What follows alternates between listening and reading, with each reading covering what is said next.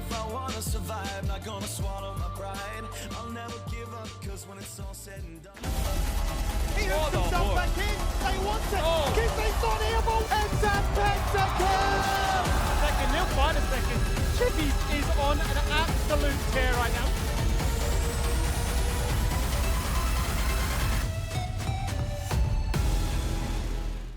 With Vertex and PGG finally over, our bottom of the ladder discussion has become a little bit more exciting, but now is not the time to avert your eyes from the top of the ladder. Even though our top 2 seeds are locked in, top 4 still matters more than ever. And guess who just managed to sneak in there? PGG. The other way to lock in the playoffs, but the top 4 is about to be secured now by this game. We have Direwolves facing up against Mammoths. A lot to talk about here. And I think for me, the biggest thing is we just saw PGG. Volatile, unpredictable. They've been getting hotter and hotter throughout the split, but then Mammoth, another team that I feel like falls under the category of volatile. Yes or no? I'm confused really how to label them as a whole, because I feel like they've gone from strength to strength. They've spent more time as a roster. Obviously, you saw when Yerson debuted, he'd only been with the team for about a week. Now you've brought in Draco at the tail end. It almost feels like a lot of these teams now are getting closer and closer to the playoffs and like, what can we do to give ourselves that extra 5-10% ability, that power, to try and close that distance? I look at this roster and say, yeah, you probably are looking at Dajun as being the weakest link, and he's obviously still playing beautifully, but the rest of his team is just on another level, right? We've seen Tien play the carries. He can play the bruises if called upon. You've got Sorely saying, I want to play my own brand of League of Legends, but at times is saying, I'll fall more into the meta, which is a deviation from his own interviews. And then you've got Chaeyoung and Yerson really just hitting numbers. I mean, Yerson on his debut getting an MVP, Chaeyoung just racking it up in their last performance of MVP performance as well. So for me, I think across the board, really strong performance. And going to be a great test against Direwolves to see, okay, how do we actually match up? And I am honestly excited for the next time that we speak to Sully for the purpose of saying, like, look, this guy was really excited, he wants to play those carries. Now he's dropped in a Poppy. Yeah. Now he's dropped in an Ivern gamer. So now Direwolves, though. Now Direwolves. That's right. Zoranus Shaka, who's now also one of those players who steadily has found his way back into the team. Direwolves. Direwolves. Definitely an exciting team to watch. I think for a lot of reasons. You know, we've had some question marks about this team. Their consistency in mid-game and late game is definitely still there. You've heard it from them multiple times now. For multiple weeks, it's just their early game that they struggle in. Now, I do think the Direwolves are up against a pretty tough opponent when it comes to early game proactivity and strengths in Mammoth. They have a lot that they do for themselves, right? Aggressive support players, engaged champions, but Direwolves, even against teams like the Chiefs, right, who are one of our best, came into mid-game and still looked like they could go toe-to-toe in those skirmishes, in those fights. Last week, if you think back to the performance of Chaz, you can see his scoreline on your screen. This is just one of the 2 games that he played exceptionally in. He was outlaning, in a lot of ways, his opponents and looked fantastic. And that, to me, is what Direwolves needed to become a top 4 team again.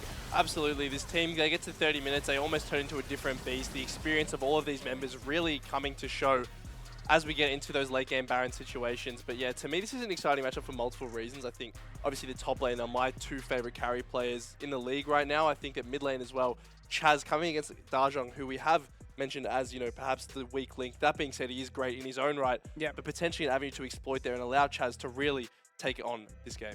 To touch on one bit further, I'd say the exciting thing for me is that Direwolves showcased us something a little bit different, right? They gave us a Kog'Maw composition, like a protect the Kog'Maw sort of situation, which I think is quite unique, quite new, and quite fresh. And to try into a team like the Chiefs of all teams is obviously a big ask. And at the same time, I feel like you return to the Zoranus point in the top lane equation. I feel like there's been a lot of times where it's almost fallen upon him to try and bail his team out of trouble, right? Massive 4-man shoves on Anar or a massive Jax performance. So I'm curious to see if he's going to sort of had to slot into a similar position this game. And that's where the dilemma arises, hey? You just said earlier, Max, it's these 2 guys who seem to set the standard for both of the teams. What's incredible is how similar the stats are, but the reason I think this is such an exciting matchup is because these are both players who are willing to push the limits in the laning phase, overextending at times for plates, really trying to get as much of a goal as they can out of top lane. And OS is a region where typically you see top lane be this sort of island where there's not much attention, and most people are just happy handshaking the laning phase, but these 2, neither are happy with that. They want to mechanically test their opponents. They want to say, hey, I am the more proficient player, and I'm really excited to see how they stack up against each other in this matchup today. and a more volatile top lane. Like you mentioned, these two try to play carries. They're trying to spice things up. So what does that mean? When a top lane gets ahead, gets prio, does that mean, I mean, we see someone like Adam from the LEC finds his way around the entire map. Is that what these guys look for? Well, I mean, we saw it last game, right? We saw what happens when you have a carry top laner who's able to get ahead. Doesn't necessarily have to be a carry top laner. As Skimmy pointed out, Zoran is so proficient at finding engages on Gnar, single-handedly saving the game with a huge team fight, right? So I think that being ahead in top lane, especially because these players are so accustomed to that being the default way that they play, is going to be a huge determinant of teamfight success. And I think to the same point as well, there's definitely an added element of what do they value more? Is it more of the team fight post, say, 20 minutes, or is it much more of an emphasis on winning the lane? Because we've seen also Zoran say, I'll just play Cassiopeia into a Cassante and smash you in the laning phase and have enough trust in the rest of my team to then win it when it comes to the actual team fight later on. So I'm really curious to see both ideas, both approaches from these top laners as to what do we actually put more emphasis towards. That's something we've been seeing a lot in OS as well, is teams playing towards scraping by in the lane to be able to win later in the game. And maybe we can ask Tien themselves about what they think about getting out of the lane earlier. Get it? Good day, mate. How you going? Sorry, man. I've started the introduction. Could we try again? Hey, what's up, man? Hey, what's up? I'm doing good. Cool. So the first thing I wanted to start with is we were just talking about top lane pressure, how you guys like to play aggressive, especially you and Zoranis both. What do you think of the strength of Mammoth? Do they like to center around you, or do you work better together as a team? I think, I've been getting carried by my bot lane like every game, so I think the strength of Mammoth is definitely just, I think all our players are pretty strong mechanically. I think sometimes we do lose our brain a bit, and like you can obviously see in our sieges or like our late game macro, even when we just get ahead, we get a little bit like too ADHD and go a bit crazy and like just forget to be disciplined. But mechanically, I think we're all good. There certainly has been a couple of incidents here and there, TM. But my question for you is, it's been a little bit since we've last spoken, and the last time we asked you what it is Mammoth are working on, you were talking about like your post-Baron deploys, right? And like the parts of the game once you have the lead in closing. I want to know if that's changed since we last spoke. Like, what is it that Mammoth is working on now? Well, right now, I think we're going to be working on, well, for me personally, I'm definitely working on to not get as bored in games. I think a lot of my weaknesses, like, I think you'll see it a lot in laning phase. If the other top lane doesn't really interact with me, I just kind of get bored and like I might proxy farm, or I'll hit them on a tower, get solo killed by a tower, it is what it is. Or I'll look for a play mid when I don't need to. So that's definitely my weakness. As for the rest of the team, I mean, top lane kind of doesn't matter, so I don't really know what the rest of my team is doing. I just focus on myself. Top lane may not matter to you, but I feel like I want to know your opinion on this. Are you the reason Poppy's now just a top lane meta pick? Like, is it just you because you slam Poppy all the time, even when it wasn't meta? Well, I definitely do think there's no other top laner that really plays Poppy that well. Like, from the last game I saw Tomasino played it, he just kind of looked like his coach told him, yo, you gotta play Poppy here, and he just protested and ran it down. I don't know why people are playing Poppy. I think, like, if you guys can't play the champion, just don't pick it. Pick something you're more comfortable on and team fight with your team. Yeah, you reckon Zoranis can play Poppy? What are your thoughts on him as a top laner? How do you think this matchup is going to go? I think Zoranis, to my surprise, Zoranis actually has really, really good laning. I think like his mechanics are really good. I definitely do think he lacks in the brain department. Like, sometimes I think he just does things that are really unexpected and like just so unpredictable that like it's just, you're just like, wow, he can just do that. Like, I don't think it makes sense.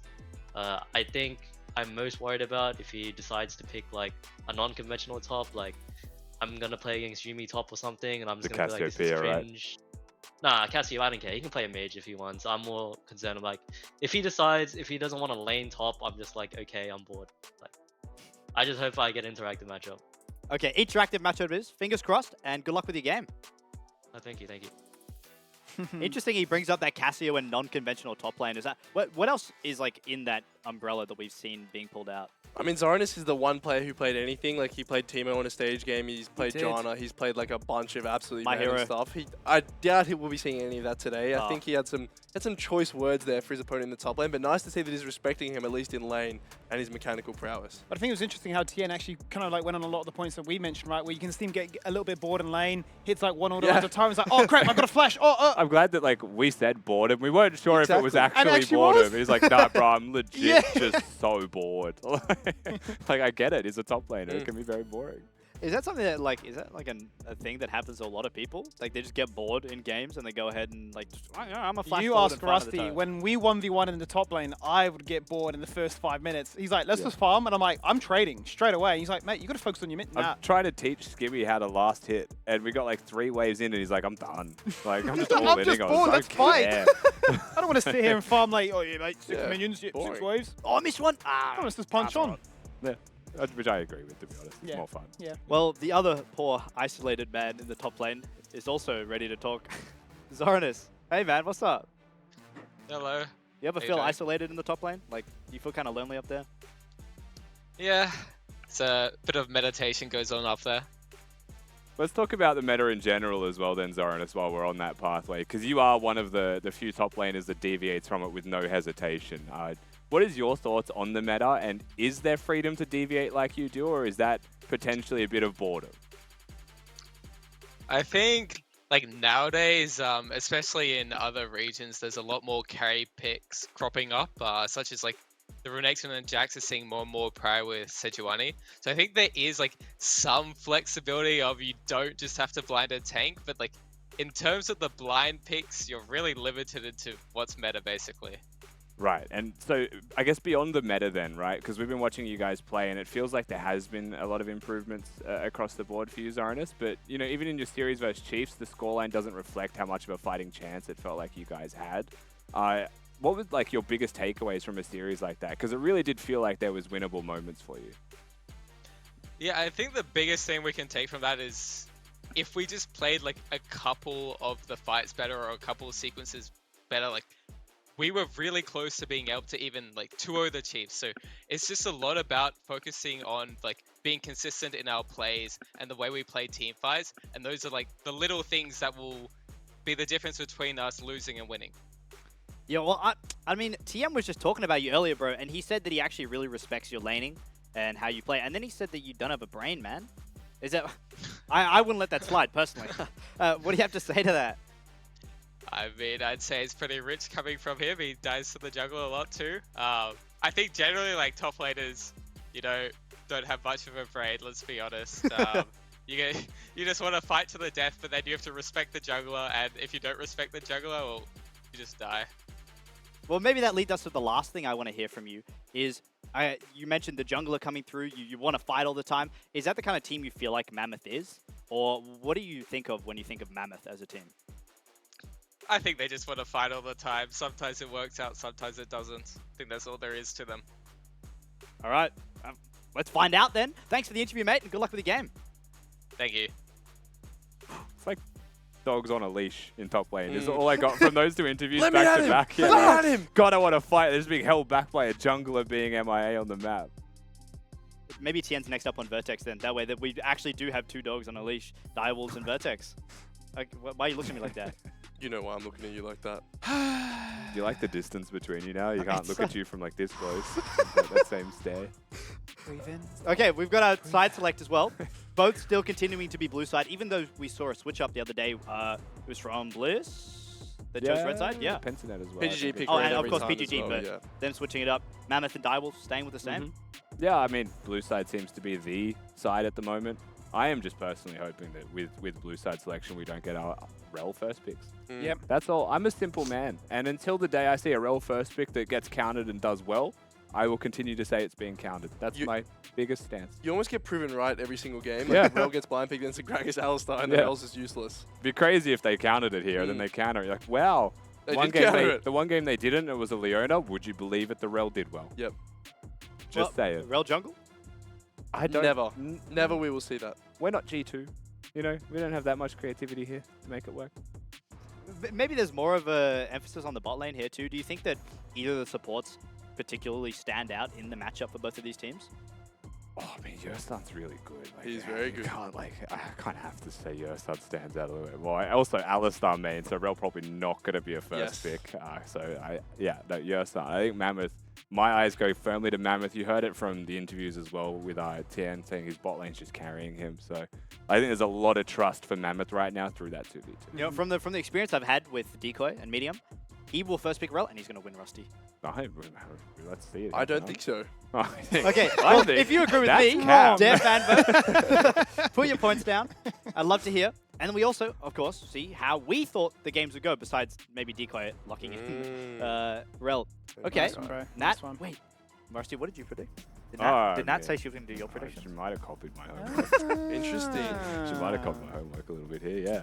2-0, So- bro. That's I not what we just- saying. Mammoth spot lane's better, I but I just think think 2-0 dial. Chaz is so good right now. I think that Chaz can be very clearly the difference maker for this team, and I think that the 2v2 between mid jungle, as long as like Ivern or something weird's not there, I think they're stable enough to win bottom lane like through that. And I don't know, like Praetor's always going to be strong. Yep. Like Praetor's always going to be a good team fighter, so I don't think it matters if they win bot lane a little bit here, Mammoth, right? Like they still have to win enough that they get to 30 minutes with a 10k lead. I don't know if they can do that against Direwolf. Surely, what about Decoy? I mean, we hype up Yosan a lot, but does Decoy have his things that he stands out with, like locking in Rel and winning the game? Bro. All right? Absolutely. Hey, Ruff, do it.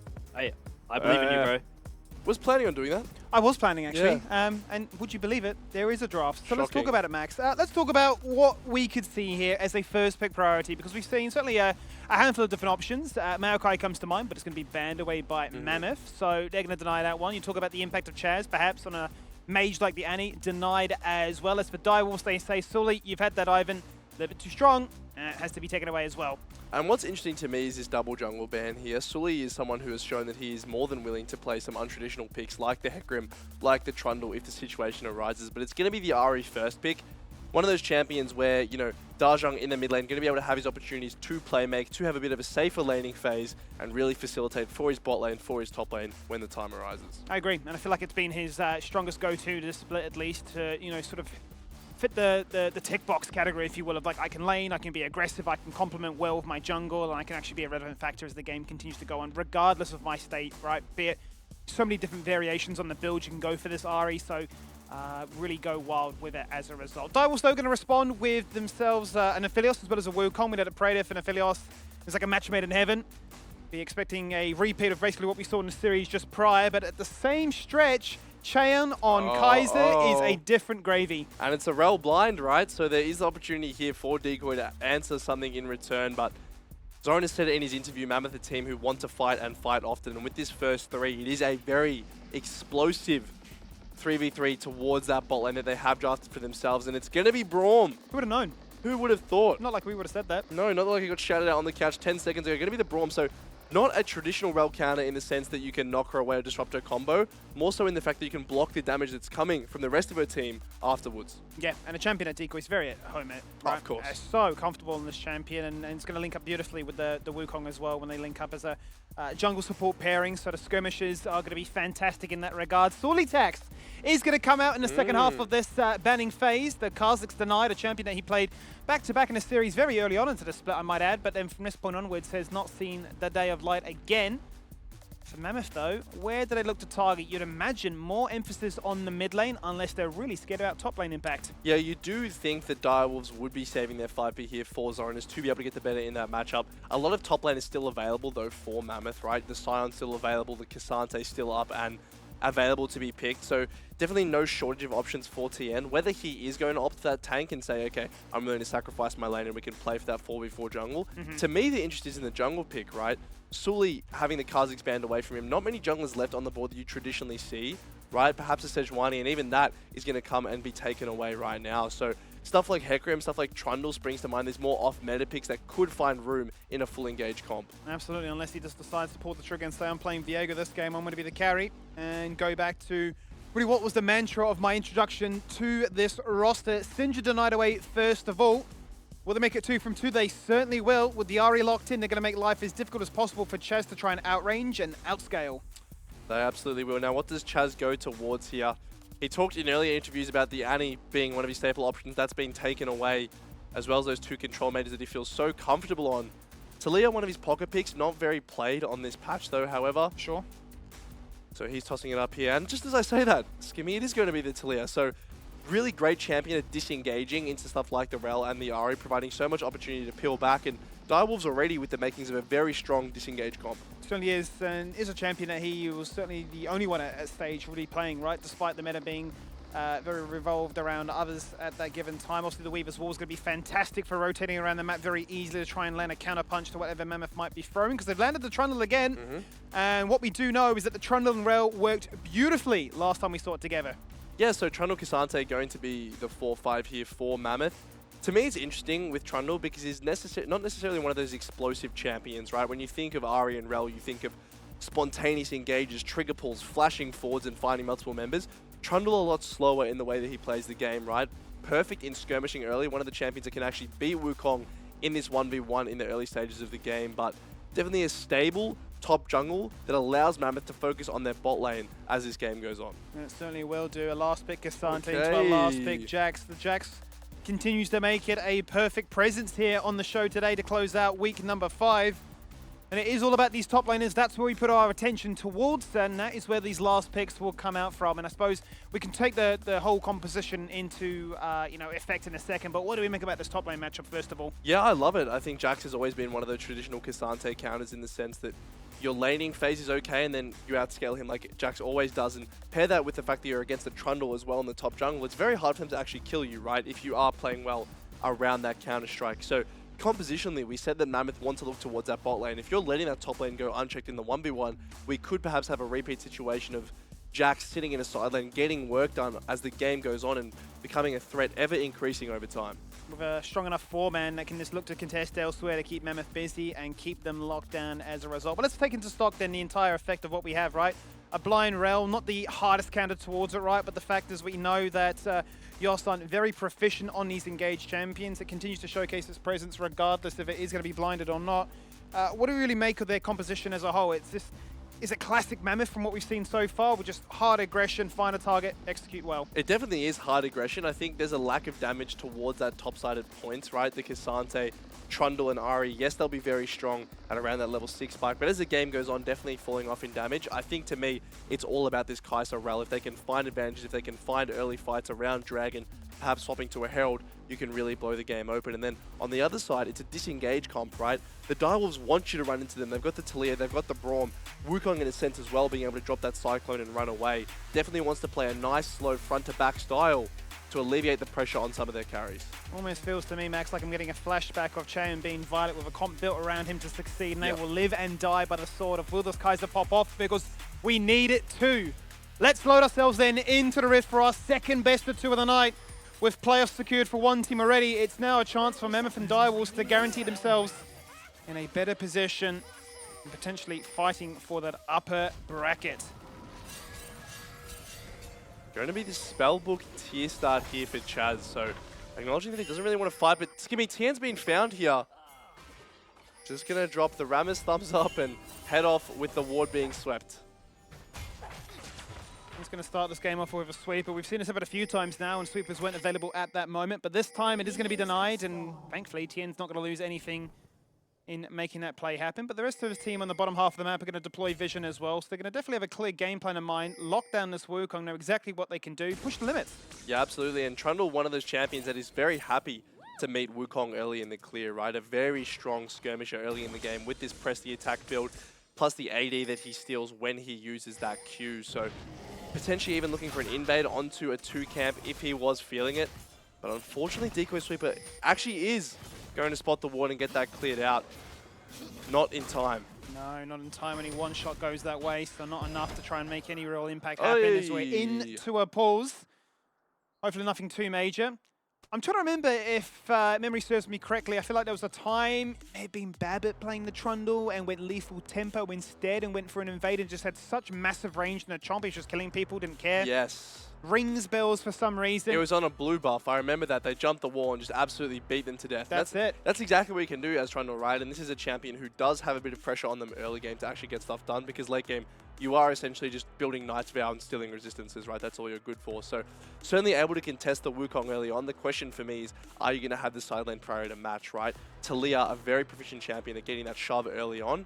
making it just that much harder to get onto a red buff successfully for an invade. Begs the question then as to the wrestling for control of that mid lane, right? Who can get it better between the Ahri as well as the Talia? And once level 6 comes online, the mobility factor, right? The ability to try and say, all right, a play's happening, we're going to deploy here first, and whether or not it will be as simple as drop the ultimate beeline straight to bot lane, for instance, or if it's the case of, hey, as you're rotating, I'm contesting, we're having a bit of a cheeky 1v1 like we've seen time and time again, but neither here nor there, because we're only, a minute into this game so far, so not really much more to talk about.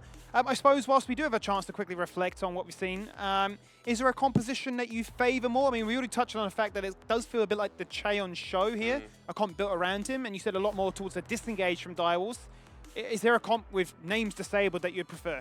I would prefer the Direwolves comp, plain and simple. I think that the avenues for gameplay are a lot simpler. I think that Mammoth, yes, they have an engage comp, but their 4-5 of K'Sante Trundle doesn't actually do that much to help, right? It's more about flanking as opposed to spontaneous engage. So if the Direwolves can do a good job of protecting their carries and making sure that the flanks are warded and swept out, you know, not allowing a TP to come through, they have a very easy time of just hitting whoever's closest and working through fights that way. So that being said, obviously there is Yersun on Rel, who, if there's any players able to make these spontaneous engages happen and catch Direwolves off guard, it is certainly him. So if Direwolves can get this stable early game, I'm favouring their chances.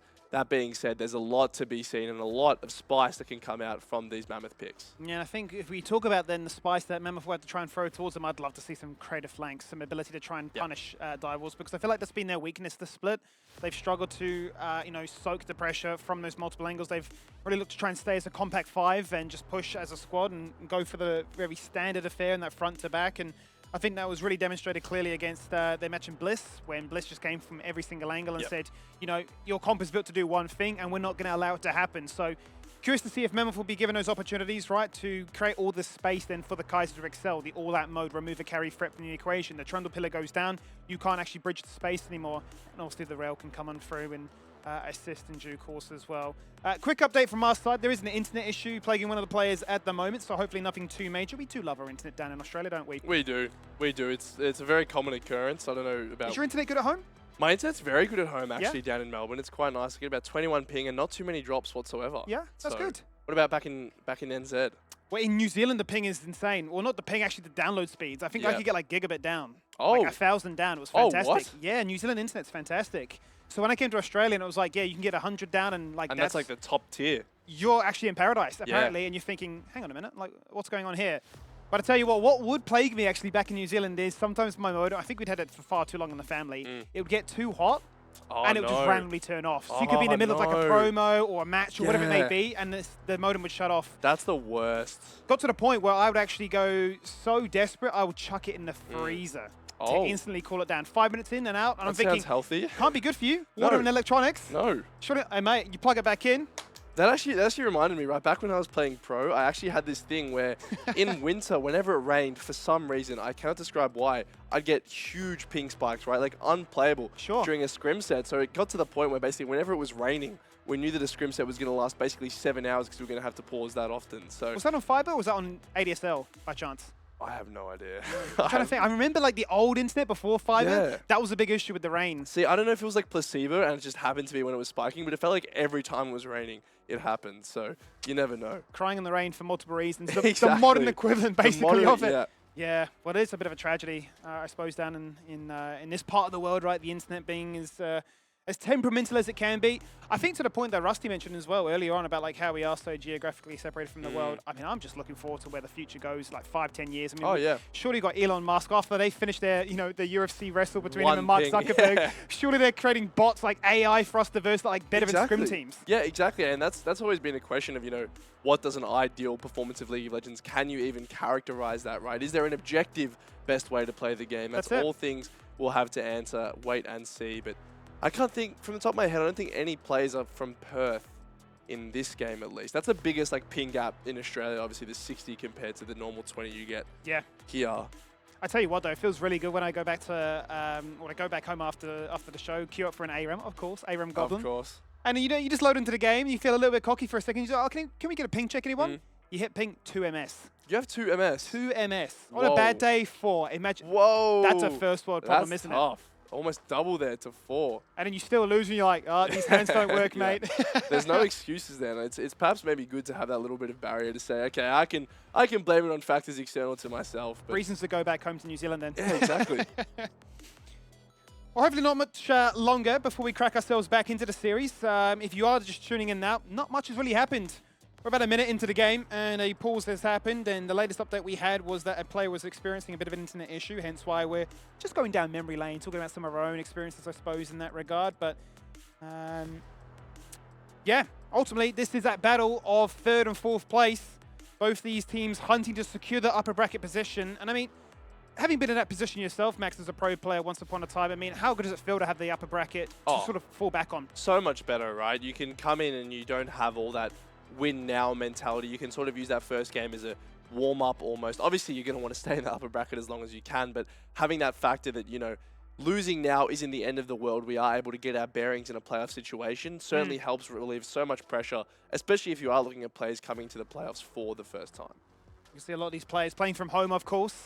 Things not always as rosy as it would be overseas, where gaming houses and all the rest are like. Right? Obviously, there's a few organizations in this league that will have it available to them. I suppose we'll throw the question back to you again. I mean, what does it feel like being the different environment of playing from home versus playing in a gaming house? Nothing beats a LAN. We did have a gaming house. We did have like an office type thing where we had a bunch of players set up, and I don't know, there's just something about, you really feel like a team when you have all the boys there. You feel like you can collaborate. You can go downstairs and just talk about draft, right? You can just workshop ideas, watch other games and say, damn, this guy sucks, or this guy's doing something. We should pick this, right? You know what I mean? And then the feeling of winning and going over to someone's PC and just giving him a massive hug. Absolutely. Nothing beats that. So. And there's no case of like you've tilted from one game, you're walking off Discord, right? And, you know, emotions are frothing, Exactly. right? There's actually just that in-person, mate. It is what it is. It happens. Everyone has bad games, right? And you're not human if you don't have a subpar performance. And even these guys who are playing at the highest level certainly going to have those cases. So, yeah, LAN is unbeatable. Unfortunately, you know, given the current state of online, not possible, but still looking forward to getting this game back on track. It almost feels like, you know, this is just got to be expected. We've got to have one of these. Well, I At feel least. like when we don't have a pause in a while, it feels like the next one that will happen will have to be a long one. Of course. Right. It's like a timer. You have a certain amount of time you have It to fill accrues. with pauses. You know? You can either have one, like 1 minute, 1 minute here, 1 minute here, or a 4-hour one, because why not? The pebble becomes a rock, becomes a stone, becomes an Exactly. absolute mountain to try and remove. And it looks like we might be jumping back into the action. There we go. So with enough of us making this become more of a podcast talk show, and back to the real show. Back to the real show is a bit of trading here in the top lane. This is really where I'm keeping my eye on, that we just saw before. Is shout out to Praedyth for his 150th game in the LCO. One of the veterans, one of the players who, at least when I was first coming into the LCO, I was incredibly excited to play against and watch because of how explosive he can be. And 150th game on his most iconic pick of anything. Perfect. What a way to celebrate it. And hopefully, in a victorious fashion, is what they'll be looking to try and do. We've got to try and get through this bot lane matchup. And we continue the conversation, and I suppose, of what is that best bot lane in the league. One that doesn't really have an answer, but just gets more and more examples for us to throw around, for us to decide, for us to discuss. Oh my god. And for us to witness as we're trying to see what's going on the map right now. And it looks like Praedyth could be in trouble. He's burning. He's chugging potions. But he's managed to flash to safety. And this is what I mean, Skimmy, is that yes, this is a game where you want it to be stable, right? But Yosan flashing into level 2, he recognizes that win condition, and he's not going to let that happen. He's not going to allow you to go into the night completely fine. Already, Praedyth having to burn double suns here at level 2. Certainly not what you want. It showcases the power there of the explosive nature that Rel can provide. And be a as you can dive. see now, it is slowly wrapping around. The sweeper reveals that nothing is there.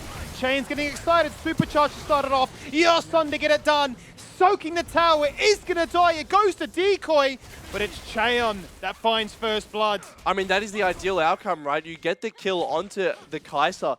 Praedyth goes down, and he loses a wave as well. He's already 10 CS down. So, you know, I personally said that Cheon and Yosan are looking like the best bot lane in the league. How many other teams do you see at level 2, level 3 looking for these dives on the turrets? Unheard of, quite honestly. We know there's dominance, but to do it in that fashion is certainly something else. And to sing the praises, to really back the point that Tiana was mentioning, I just get carried by my bot lane. Well, Yeah. that is the perfect start in a comp built around your bot lane. Absolutely, Yosan already getting active, is onto the mid lane here, but the worked ground is going to come out, prevent any dashing forward that could be at hand.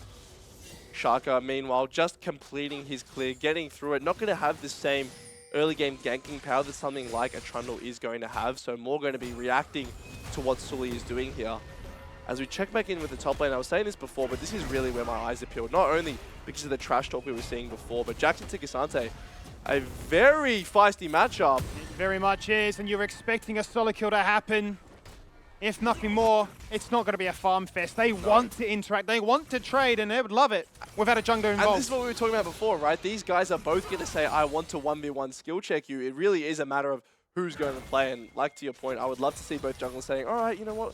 We'll respect that. You just 1v1 and we'll accept the outcome however it goes. So looking at the dev fan vote here, 75% going in favor of Mammoth. Not really reflecting the 50-50 that a lot of us thought this was going to be. Yeah, no, we definitely got a few on the couch that believed it was going to be the 2-0 for Direwolves, of all things, right? But we were definitely divided on our opinion, feeling like they are very evenly matched, and a comp or a draft might just favor the other team more so than just any team having an outright advantage. But it is one apiece so far, and yet to see where that next piece of action could come about.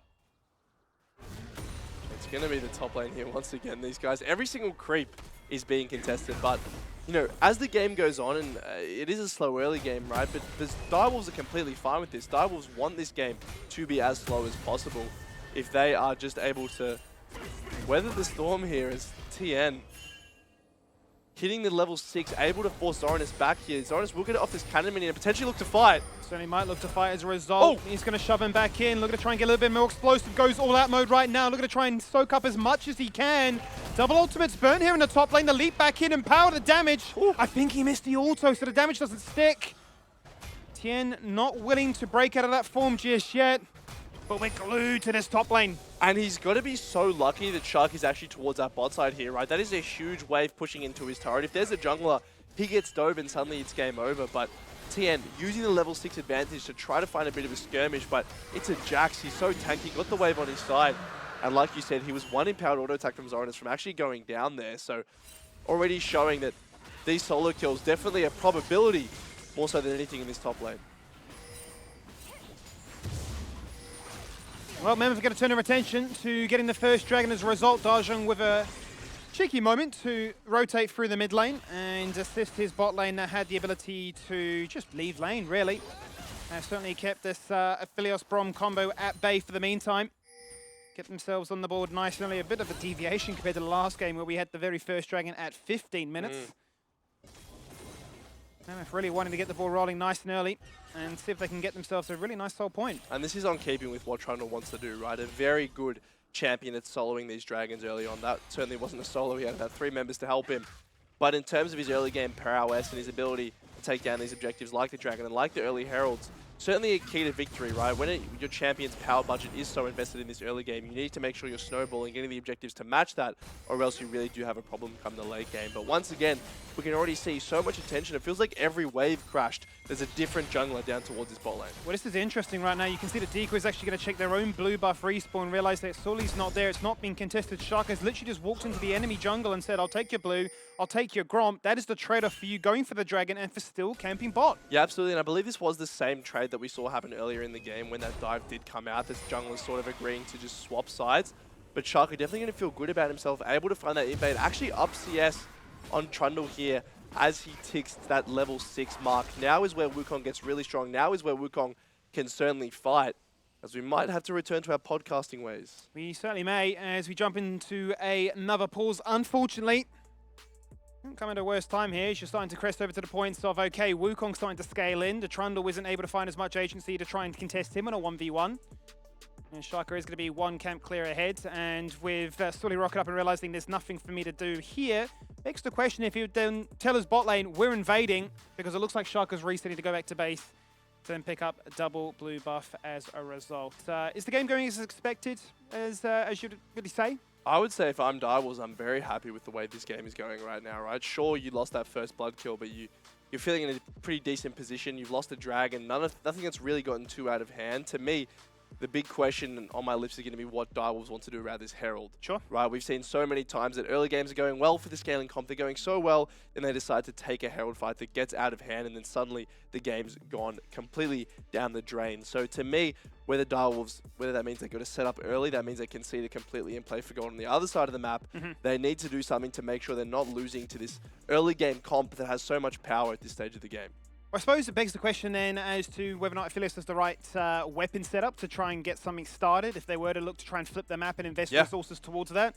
If they feel they've got perhaps the Gravitum, for example, to make matters worse, then sure, they just commit numbers to the area. We've seen so many times if the Chakrams are available, I'm not moving. I am staying in bot lane. You can go, but I'm going to take 3 plates in the process. And that was what PGG was so famous for, essentially, for PGG. I say PGG because that's the team Praedyth was on when he was originally doing this. Once upon a time. But it's flipping this Aphelios to a lane with something like a Herald or even without and just able to machine gun down that turret. We saw it in one of our previous games that Aphelios is able to get so many plates when left unchecked. And this is certainly a key to victory. When you have a front-to-back composition, getting your AD carry as far ahead as possible is going to mean that he's able to blitz through those frontliners and ensure you're winning these fights. It certainly is, and given that we know that Direwolves have a tendency to want to just try and coast on through the first 15 minutes, get themselves that first item, perhaps a second item online before they start to feel comfortable. I suppose it plays into the mindset that we are hearing as a common voice from a lot of people as what makes Osh strong is, you know, the game really starts from team fights onwards, right? 8 minutes, 10 minutes in, we're starting to say, okay, we've laid the groundwork, so we've sort of got a game state to play from. Now it's time to deploy as opposed to level 1, level 2, what's going? Is there any cheese? Is there anything, you know, a muck? Is there anything crazy? Game is still obviously very, very close. It's only a killer piece right now, but you're just seeing very minor moments in which Schalke could look to try and pull ahead individually and say that, you know, maybe we are now strong enough to try and commit our resources elsewhere. And Schalke has been one of those players throughout this split that has looked, to me at least, like one of the most active in terms of getting those invades, right? Certainly tracking the timers of those respawns and finding angles where he can extend the lead. Sure, it's not kills, but in games where it is really close, a blue buff, a Gromp, they become significant advantages once you can snowball them out of control and really gain a gold lead yourself, right? So a slow game, yes, but certain windows are going to open up, particularly I think it's about 40 seconds till that Herald spawns, so perhaps some action on the horizon. Sort of makes you wonder how much Poltron's involved in his development as to making himself that much of a better player, right? Poltron coming into this roster, showing what he can do. A player that was once a coach, then says, look, I can still do it. Yeah. And showcased so much research. He really had that coach brain when it came to playing the jungle out, reading multiple tendencies from his opposition to, you know, catch them out on level 1 plays or perhaps, you know, objectives in the same vein. So you're wondering, okay, Schalke is integrating into this team. Praedyth himself said needs a little bit more time to adapt. I'm going to make sure that he camps my lane. You know, we're paraphrasing. It was something like, I'm going to make him come down to my lane a little bit more. Domesticate your jungler is what you have to do. But look, you're always curious to see new members being brought in, not just for this roster, but for everybody else, and the amount of factors outside to try and, you know, really help them hit the ground running with, well, limited games left. Yeah, limited games left. Every single match counts. I mean, we talked earlier about the effect that this game can have on standings, particularly regarding that top 4 position. I think if Direwolves lose 0-2, they're going to be tied with PGG in terms of points, who just came off the back of a 3-0.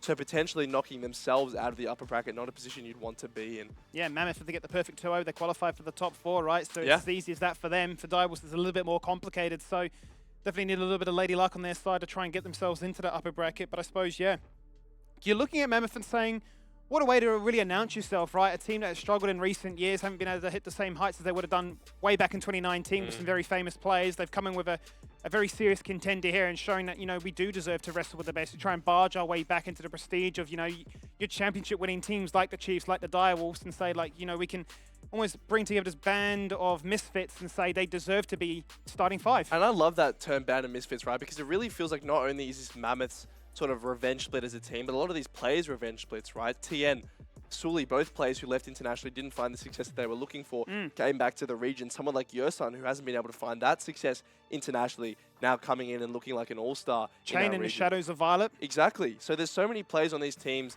that haven't been able to show exactly what they want, and it almost feels like they're the villain of the LCO, and they're looking to contest for that top 2 position. Well, quick update from our side. It's that same internet issue once again plaguing this game that's caused us to have another elongated pause, which is a bit of a shame. Hopefully it's not a common theme here that keeps us going for much longer in this one.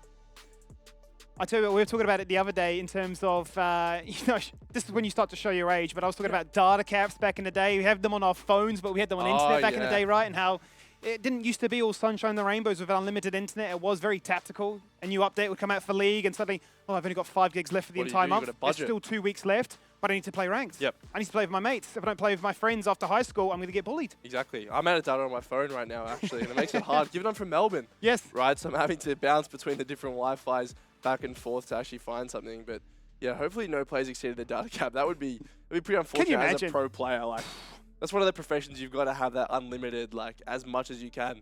Perhaps New Zealand 1 gigabyte down or whatever. It'll happen. Crazy. Look, I'm sure Australia at some stage will decide to catch up on that one.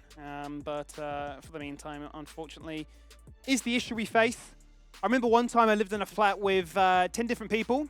10? It feels like a bit of a frat house story, right? But it was like a big friend group. We stayed together in this really tiny house. And the internet, we couldn't get fiber at the time. It was like ADSL was like 10 down. So you imagine 10 people, 10 people amongst how many devices? I mean, you've got phones, tablets, computers, right? So you're lagging to even open like Facebook. Oh no. Right? Like Google searches are lagging. So when I used to play a different game and try and scrim, it would be like, we'd just be known as Team Hotspot. Because you would just be chewing through the data just to be like, I need to get through the scrim set. I need to play, and like you're paying so much more money than you're earning. Yep. Right? But you always do it for the fun. You always do it for the fun. I think that's what all of us got into this for, and hopefully some of us, actually prospering now. But yeah, 10 people in one flat. Was it a big flat? No, so it was a very imagine like a shoebox that just goes up. It was just like a tin can house, and if you will, very compact. And I realized very quickly, it's all happy days when you're hanging out with mates at school, but then living together with 10 people all the time, if they are your mates, you learn a lot about them. Yeah. And it wasn't very happy family. No, sardines in very quickly shrunk in half.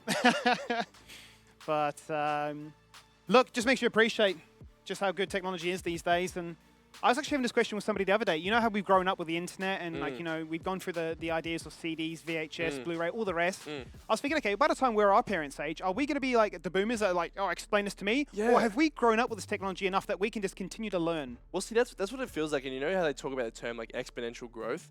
As we're going to have to derail this conversation here. To get back into the game, Yosan just takes a wolf. So he hits level 6. And it's going to be the Herald, right as we talked about it, right? This point of action where Mammoth say, okay, we can actually force some fight around this. Decoy's here, Skimmy, but he's level 5 to Yosan's level 6. And worth noting, just like we predicted, Pradev is locked in the bot lane, so he's not keen for this one. The rest of his team are commanding the respect. So the charm goes out, the door goes up, denies a little bit of damage, but Mammoth get what they're after. That was, get the Herald and keep Direwolves at bay. And a smart decision to give that drag, Herald rather there, right? You have a level mismatch, you have a members mismatch, you know you're not realistically going to be able to contest it. But that being said, yes, Predator stuck towards his bot lane, but he wasn't in a position, the wave wasn't in a position to actually pressure these plates, so Mammoth just getting the better end of that deal. Yeah, just a win all round, right? And that's all you can ask for when you're looking to try and pose a trade, but the trade is never really capitalized on. It's just a straight win. And for the meantime, nothing's going to really be reflected when it comes to the overall gold as a result of that one. There is a lot of gold unrealized with the Herald in the back pocket. It's about where they decide to summon it. You'd love to see it be utilized in the bot lane to try and continue to push Chan ever further ahead. There is a part of me, though, that would be kind of excited to see it used in the top lane to make sure that TN has a bit more room to keep Jax at bay. But that would be an unfair advantage, Skimmy, right? They've got to let him 1v1. That is true. We've already set those terms. Exactly. That is a terms and agreement. And honestly, it actually might be the case that we go through this whole laning phase just completely uninterrupted as the red buff now becomes the target. We talk about Shaka being so good at tracking these. And importantly, Dajon just came off a reset, right? He wasn't here to be able to contest this originally. So it's just going to be the red buff going over for Shaka, continuing to make use of these small little wins to get himself further ahead. Individually, farming up an absolute storm right now, doing really well in that regard. What a trade back in retaliation. Predator thinking he's got the good go start, but no, Cheyenne, very strong, and that's even without the static shift done. There is a Sully in this bush here. Once again, Trundle not actually able to do too much besides chucking up that little pillar there. Just hovering to get the wave in. Once again, every single time a wave's crashed, right? There's a jungler here. They're just acknowledging that this lane is the one that really matters towards the end of the day. As we see a bit of training back towards the top lane. About a 10 CS lead for Zoranus, all things considered, once this wave comes through. So nothing monumental by any means, but getting the better of Tien in terms of the HP at this stage in the matchup. Mentioned that the Jax could steadily start to pull ahead in this one, but if there's anything we know, the K'Sante can be flashy for all the memes, for all the terms of him having this much HP, this much MR, and all the rest. Certainly has the ability to outplay with some clever positioning with the ultimate. He's going to fall down 10 CS, as you say, but it's a full reset from Direwolves, back from the base, with items in hand, with Mythics complete, ready to do some damage potentially to the second dragon. Yeah, 20 seconds on this dragon here. Mammoth realizing that, taking the opportunity to push the mid lane. Potentially look for the Herald drop as well, right? We always talk about this being dropped as sort of a decoy to be able to draw attention away from that dragon that's coming down. But Mammoth being aggressive with their vision line, they acknowledge that Cheon's incredibly strong with the Static Shiv and Dajong on the Everfrost as well. So in terms of item spikes, Mammoth feeling very good to fight at the moment. They certainly will. So much lockdown right now, so much ability to find what they're after and get what they need. And right on the get-go, we say, well, let's just clear mid lane one more time. Let's push out bot, and let's turn our attention straight towards that dragon on spawn and see what Direwolves' next move is. Yeah, Yersan, the main factor for me here is Sully's taking quite a lot of damage here. Ow. Potentially caught out, but Weaver's Wall's coming through. Weaver's Wall, oh, just a fraction too late, unless, oh, look for a second and Yersan was stuck. But thankfully he has mobility and he can get out in a very dicey situation. It's one of those weird, wacky situations with the Weaver's Wall where you're not really sure if it's placed you in terrain, but it is going to be enough to get the Direwolves, the Dragon here, their first one apiece now. Is Sully very low, forced to drop the Herald as it is expiring here, as himself is going to run off to base. But sneaking a Dragon here, when you are the scaling comp, huge. And I think, really, plain and simple, that was just a Chaz impact. He found a massive trade to make sure they could go for that Dragon. With Sully's HP bar too low, he was no longer a factor in that one. We checked him with top lane very briefly, and Tien is blinking low. Had to flash as well in that top lane, right? Almost falling to Zorinus in that 1v1. But once again, even though he doesn't, he is going to fall victim. He's going to fall, going to lose a bit of the wave. TP invested to make sure he doesn't lose all of it. But Zorinus putting pressure on these plates, gaining the leads, like we talked about. No kills, but certainly a CS lead, certainly a gold lead accrued for this Jax. A gold lead because he's nearly found 2 turret plates as a result of all that pressure as well, for sure. He's going to be the first reset back with a massive item acquired now with the Iceborne Gauntlet. But just like that, it is matched by the Divine Sunder, and that's when things start to go really out of hand. Cheon, though, at the very top of the tables, has been having an absolute field day here in the bot lane, has hit that Static Shiv nice and early, and as we turn our attention straight back to top lane, Tien's already down to 50%. Yeah, this is where the matchup gets quite tough, right? Because Iceborne versus Sunder, sure, you get the tankiness from Tien, but Zorinus does so much magic damage that the armor you're getting from Iceborne Gauntlet isn't necessarily as effective as you would like it to be. Combine that with the healing, Zorinus just having a great time with these 1v1 Mythics. And just keep poking away, prodding, and seeing what he can find, and just out-sustaining you in the long run. Don't take that off. Going to try and go. Oh, good what a flash! Really good flash there from Zorinus. The charm, though, onto Shaka, who also flashes away. The extended range in the blast cone. Sully goes for the honey fruit, but gets denied. Bonked on the head by Zorinus as he creeps over to level 11. And the Jax, you said it's an item spike to pop off on. He's now got 2. Zorinus is my GOAT there, to be honest. The way he played that, flashing to redirect the K'Sante ultimate, taking himself away from the wall, gets that kill. And then there's just a Trundle there who's just a freebie, an afterthought for him to pick up as well. So showing his mechanical prowess. And Tien said he was, what was the word he used? Lacking in the brain department. Certainly a play that you could not perform if that was actually to be the case. Certainly a play that had some wrinkles on it, is what I'm seeing there. That brain was not smooth whatsoever. Beautiful flash, and really I thought that could have been the way for Tien to try and equalize the state of that lane. Uh-oh. Not to be, as Dajong finds himself a charm, and now finds himself no escape plan. The Weaver's Wall! Oh, just a fraction too late. He's getting closer and closer, Chaz. And that is the rotational power of this Taliyah. Unfortunately, Ari's just going to have enough movement speed to get over that wall without having to commit the flash there. Nice from Direwolves to acknowledge that her ult was down, so if they did manage to catch her off there with the Weaver's Wall, the flash would have been committed to get her out, but not going to be the case. That W combined with the Boots of Lucidity providing too much movement speed to allow her to get out. Meanwhile, Praetor's just happily farming here. Tien's going to say, I don't really care. I thought for a second he was just going to ignore Predator and go for the Demolish Proc, but decides at the last moment they're just to back away. Well, that would have been a classic Tien boredom play for you right there. And I think he almost realized, he was like, he woke up for a second and realized, hey, I can't be doing this anymore. I just spoke about it in the pre-game interview. More But conscious of it now. Yeah, exactly. But once again, the Herald is going to be the point of contention here. Direwolves slow to rotate, just having come from the resets and collecting those waves. So going to go over to Mammoth once again. But that being said, Skimmy, still 200 gold separating these teams at 15 minutes. A very close affair. Precisely my point. What a game. As we start to move into mid-game territory, and there is no clear definition as to who is stronger right now. Yes, Jax has got those 2 kills, and he has that bounty. But it has been Mammoth finding back-to-back Heralds and map pressure to try and find themselves that very first turret. They've not managed to break open it just yet, but both top and bot are very low. Yeah, very low indeed.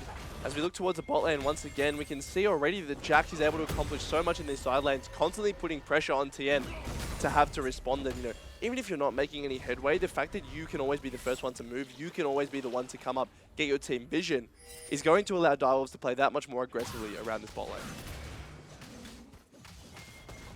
AD carries allergic to each other at the moment, not wanting to really see each other, as Predator and Chan really take to 2 different lanes.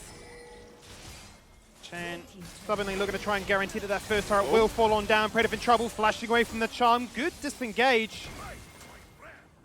Potential vulnerable pick with another dragon spawning in 10 seconds. A great play in mid. That is huge right now. You have an Aphelios with no flash who has to play against this Rel, has to play against this K'Sante, who both have this flash enabled. So positioning going to be very key here for Predator, standing behind his Taliyah, behind his Braum.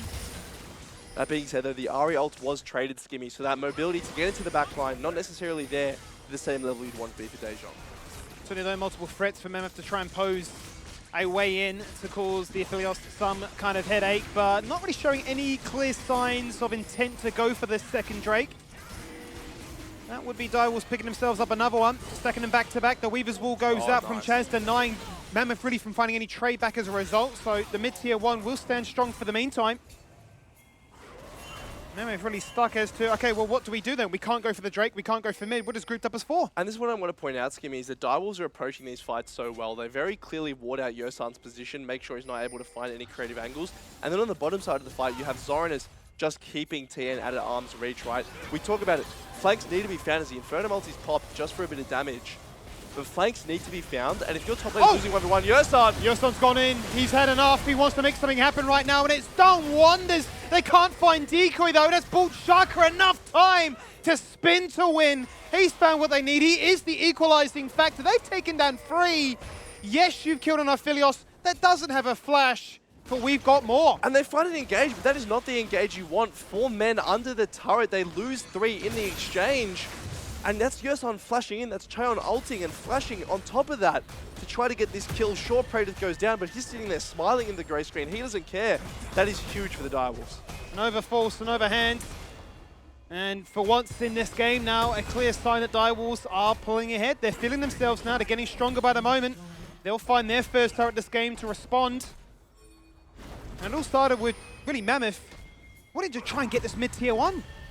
Yeah, Mammoth wanted to get this as badly as possible, right? You see Yosan, Wave is dead as well, right? So they know this is the last second they can go. They take down Predator, but it's Shaka on the back end, finding so much value with this Cyclone, knocking them all up under the turret, and then just chasing the rest of the members down. So already, they lose 1, but the disengage comp is there, the members are there, and they're able to capitalize. Now sitting 1.5k gold ahead, 2 dragons in their back pocket as well, with the comp that scales better. Even with that Magnet Storm to try and lock them down, the Glacial Fissure putting in work, zoning them, keeping them locked on down, making it very easy then for Shaka to rock up to the scene and showcase what a Wukong can do. Not only do they find those 3, they get themselves a turret in the mid as well. They go back to base to cash in even more gold to now give Chaz a pretty substantial lead. Chaz feeling very good about where he's sitting now. Sitting at around 11, 12 CS per minute just off the top of my head here. And he's one of those players who we talk about, always proficient in lane, very stable player. But once he gets to these team fights, he's able to provide so much work. And TN's on a ward, Skimmy. He has been spotted. Thorny's just dead off screen though, as we look to try and collapse them. Predator abuse the fact that it is still a flashless Aphelios. Tien though is stuck, has to use the ult to get himself out. And that is beautiful! They've taken what they need. Decoy is dead this time. The shutdown goes into the arms of Cheon. It looked like it was going to be much worse for Mammoth there off the back of it. Tian's flank is initially spotted out, but somehow manages to get out with a fantastic all-out across the wall, taking himself out of harm's way and finding the kill on Decoy to boot. So This time it's another repeat of a mid lane dive, but ending 2 for 2 in Mammoth's favor. And quite honestly, the best Mammoth could have played in that situation because it starts with Sully being dead before the fight truly breaks out. Very split from the fight around that mid tier 1. They're able to equalize it. They're able to make it a 2 for 2 overall. But the split push threat now is getting worse.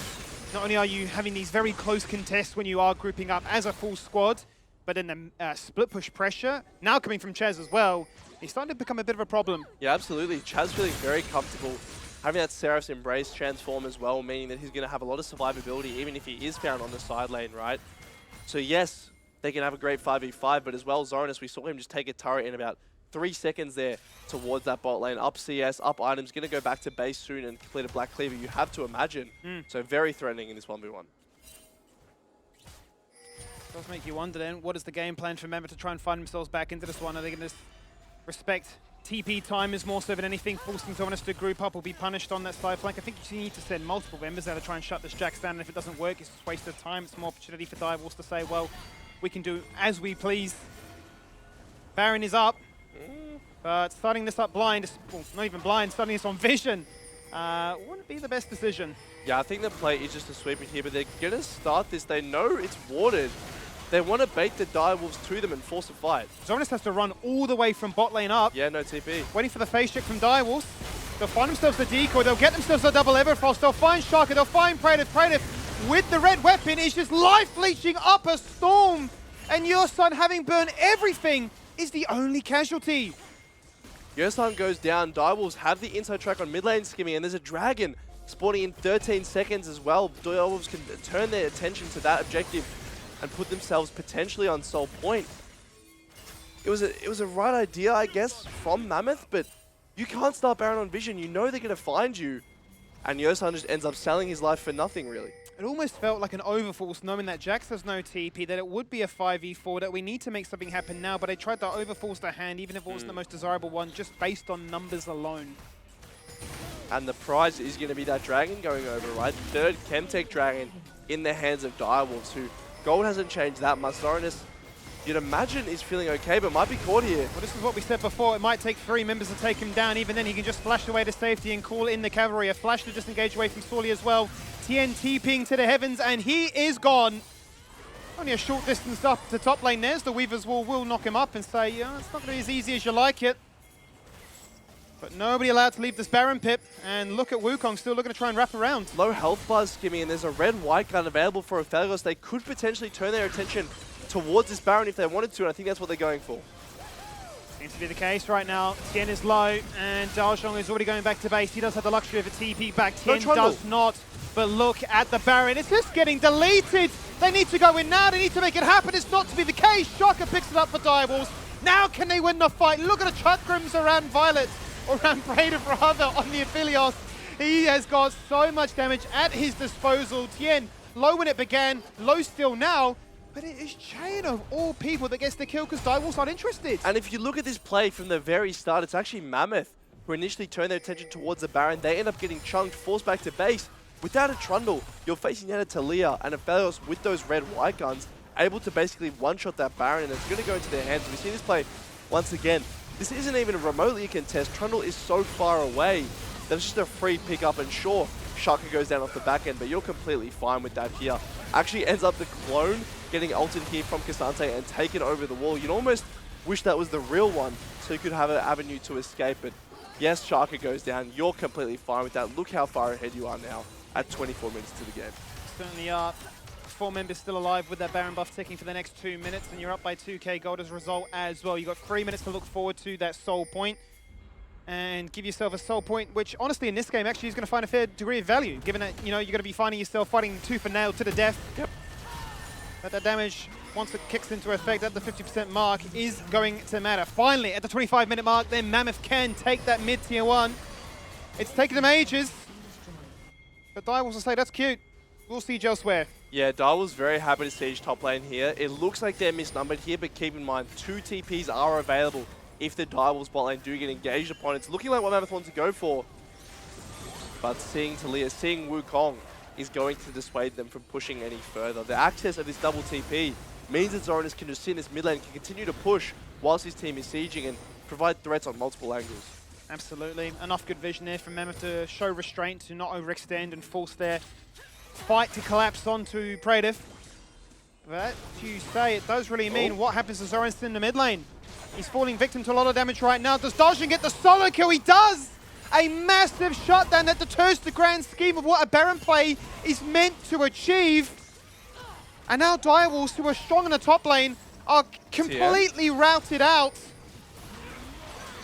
What else can they find? It's a 3-man pillar, a charm that barely misses. But Mammoth are never looking for more. It's one kill, but it's a huge mistake that has profound ramifications for the Direwolves there. It seemed like Zoronis just got a bit bored, if anything, under the top lane, under the mid lane turret there. Goes down to Dajang, and like you mentioned, the Jax is so much of your split push power budget. If he goes down, you lose that Baron in the side lane. Suddenly, it becomes so much easier to respond to those other waves pushing. And look, Max, look how much gold that Baron bust actually really net them. You know, it's actually a negative play at this stage here. They've not managed to find really much from it whatsoever. So more so a denial from their opposition, from snowballing their own comp, but to the point of where the gold is out as we check in at the 26-minute mark. It's been Cheon from the very get-go in this game, and he has not left his foot off the pedal. He's been pushing full steam ahead to try and really bring them across the finishing line. But Chaz and Zonis are right up there with him. Yeah, Cheon very strong now, sitting on 3 completed items with the stopwatch as well, right? So potentially a bit of extra safety if he does step a bit too far forwards with that killer instinct. But it's Chaz. Look at that. Rabadon's death cap just completed now. This guy is so strong. If you engage, you're going to basically one-shot yourself on his E before the fight even starts. So a pure front to back, certainly going to be favorable for Direwolves, as we're 30 seconds away from a potential soul. We certainly are. One good fight for Chaz. Those 5 Dark Steel stacks become 10, and that ring really does become the one to rule them all. Zoranus. Yeah, Zoranus. Posing a threat from the flank, but they do spot him on vision, so then Mammoth just turned their attention to force a fight, 5v4 on the rest of the team. Decoy soaking up a storm, but a Magnus Storm onto 3, blocking everybody down. Yosan's dead, Shaka is too. Cheon, as well as Praetor, the ones that are dealing the damage, but the Gale falls in with that flash. That was dirty, that was disgusting, and it will be punished by Tien. Dajang now with 1 Spirit Charge left and available. Will decide to show restraint, so they don't have enough damage to run anybody else down. Yeah, Mammoth recognizing the misnumbered situation, saying that this is their opportunity to seize, this is their opportunity to find that misnumbered engage. But ultimately, it is only a 2-for-2. They managed to actually disengage the initial fight that goes onto Decoy, allowing Praetor, allowing Chaz the time to hit, but TP's coming through. They don't want to get this Dragon. Sorely, instant flash, Minefield goes down, another TP comes in, the Dragon is there. This is the one for Direwolves to get themselves the soul point, but this is one for Mammoth to deny as they're committing double TPs into the play right there. Subjugate already burnt, but no damage, not enough. No smite a Decoy yet. Charm connects, he's down to 50%. The Dragon is still there. It may just be leashed, it may just be reset, it may just be another pause, which actually looks like we're going right back in. Yeah, okay, so quickest pause of our entire lives there. As I was going to mention the AD carries positioning, both coming from base, both going to get there at a similar time. But Dragon's getting low. Can he do it? Oh no! Oh, he smited too early! Unbelievable there. The Dragon reset, he nearly outplayed himself of all things. But Sorely too far away and almost believed that it was gone. Yeah, the Dragon goes down. Almost unfortunate reset there, but as we take a look at the initial play that starts us all off, they find Decoy, but that shield provides so much value. He's so tanky. And Yosan finds the engage, but Praetor and Chaz are able to get back. They're able to draw their battle lines, and in this front-to-back comp, once they're able to do that, they're able to DPS so effectively. Flash Gale Force forwards to find that shutdown, find that kill onto Kai'Sa. Yes, he goes down himself, but equalizing a fight in a 4v5 while your Jax is pushing bot lane, you're taking that every day of the week. Praetor played it nicely, didn't he? The Moonlight Vigil came across to do enough damage to force out the stopwatch. Would have liked that a second earlier to try and deny the damage in the very first place. Not to be the case, though. But definitely guarantees the kill and says, look at this Gumayusi mechanics. I'm going to flash Gale Force in, and even without the ultimate available, we'll get the job done. Pool's number 3 now. It almost feels like this is the set in its entirety. We're not even talking about the games anymore. It's like, okay, how many pauses do we have to try and close this one out? And now, as we turn our attention towards the Baron that is spawning very soon here, Praetor, no flash. It's actually a quick one to get back into the action here. Praetor, no flash, actually completing that Immortal Shield Bow. Not an item that you see that much of built competitively, but just providing that extra little bit of survivability that even if he does get engaged upon, there's a chance that he can live through it. Certainly the case. It's really gone MIA since the changes to really how the shop worked this season. Gone from being a mythic item and has received a few buffs to try and make it a little bit more desirable, but ultimately this screams to me, I need to be as tanky as possible, soak up as much damage as I can to continue to be this aggressive and make sure I will be the sole man survivor. And now we can see the battle for mid prio becomes the main focus, right? Whoever gets control of this gets to put their wards down, gets to move in towards this Baron without fear of getting engaged upon. And Direwolves, we talked about how they need to take fights. They need to find Yersan. They need to spot out these flankers. And so far, they've got them all on their sides. Mammoth do have a flash advantage if they were to try and pose the threat around the control of this mid lane. Begs the question then, what is their game plan? Do we try and hard force the Baron play like we did before? Backfired on them that time. Otherwise, you've got the looming threat of an Elder to look forward to in the next 4 minutes. And that crab is huge, actually, from the side of Direwolves. That's a fantastic pickup. Means they don't need to be worried about consistently going in, face checking to put vision down. They just know as long as that buff is alive, that they have a relative degree of safety. So going to return their attention to mid lane. It almost feels like, with the exception of Zoranus, no one is really visiting these side lanes besides for playing a little bit of cleanup, and our Baron dance continues. That it certainly does. The battle of who has more wards in their inventory, who's supposed to go back to base to top those up, who has more HP available as a team, as the shield soaks up absolutely everything there. Dajong right now just clearing out vision, posing a threat, trying to just keep tabs as to where Zoranus could be. And the question is who pulls the trigger here. Zoranus potentially finding Dajong, forces the ult on the side. He certainly does. It's a really good charm though to interrupt the combo that Jax was going to try and pose towards him. Gets slowed on down, the Counter-Strike leap and in. Beautiful flash! Dajong's absolutely done him in there. You can go gold and you can flash your way. You can hit the 3-man stun! And you can take one down with you. Zoranus, you've done what you can. You'll die a hero. That is huge. That is so big that he trades 1-for-1 there. He goes down.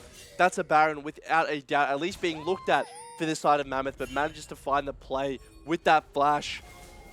So Zoranus, you can already see how it's a game of inches, right? Even just that 1v1 trading on the top lane can be so consequential to how this game pans out. Ultimately, though, it is going to be a 4v4. Nothing much going to amount off the back of that play. I don't think the gold lead's really shifted any higher than 3k between these two teams the entire match, has it? 32 minutes in, and there's only, what, really 3k separating them. So it certainly has been a game of tooth and nail. They do see this, Skimmy. They certainly do. As you mentioned, the Scuttle Crab has been absolutely invaluable for their efforts. Blue Trinket's going to be burnt like you would not believe to guarantee they have eyes in the skies at every given moment. He's been burnt down fairly quickly. Shaka is here, better in mind. He's going to try and get zone. What a Magnet Storm! You're not allowed. That's our Baron, say Mammoth. And it's now their chance to try and run and live. Shaka says that's not allowed. The Weaver's Wall separates the team. Tien is the one to get jumped upon, but he flashes across the wall, denies the Counter-Strike, gets stunned up by the concussive blows, and tries to be as tanky as the K'Sante can be. Jumps across the wall to the safety of his team, and somehow, by some miracle, it's only Yersan that dies. Yeah, somehow they managed to sneak that, taking advantage of the Direwolves resetting there and not being able to get there in time. And like you shouted out, it is Yersan, uses the Magnet Storm, gatekeeps Shaka from getting into that pit. He had W, he had Flash, certainly could have made the trip over. Azuli flashing forward onto Praetor. He certainly is. He's going to try and take him down. And, well, unfortunately for him, he isn't going to really find any success. It's a flash for Flash, and a one that you're probably going to be quite happy as the jungler. You are so fine with that as Trundle, right? This champion, like I said, is essentially useless at this stage in the game. As we take a look one more time, it is the Rel going over with that Crash Down plus Magnet Storm combo to keep Shaka engaged, dissuade him from getting into the pit. Yersan will go down on the back end, and it almost looks like Tien will as well, but he's so tanky. He's got so much mobility with this K'Sante that he's not really in any danger. But going back to your point about the flash trade there, absolutely huge. Now, Rel can get on top of him, Ari can get on top of him. There's so much more he has to look out for with that Summoner spell down. Has a stopwatch though, that is the latest pickup, and has a heal as well to try and give him some of the movement speed to run away from the danger threat. But will that be enough? Only person on the side of Mammoth right now that does have themselves the flash will be Cheon. And he's got himself a Zonius as well. Seismic Shove very close to connecting down to Tien. But it is Elder Dragon season here, Max.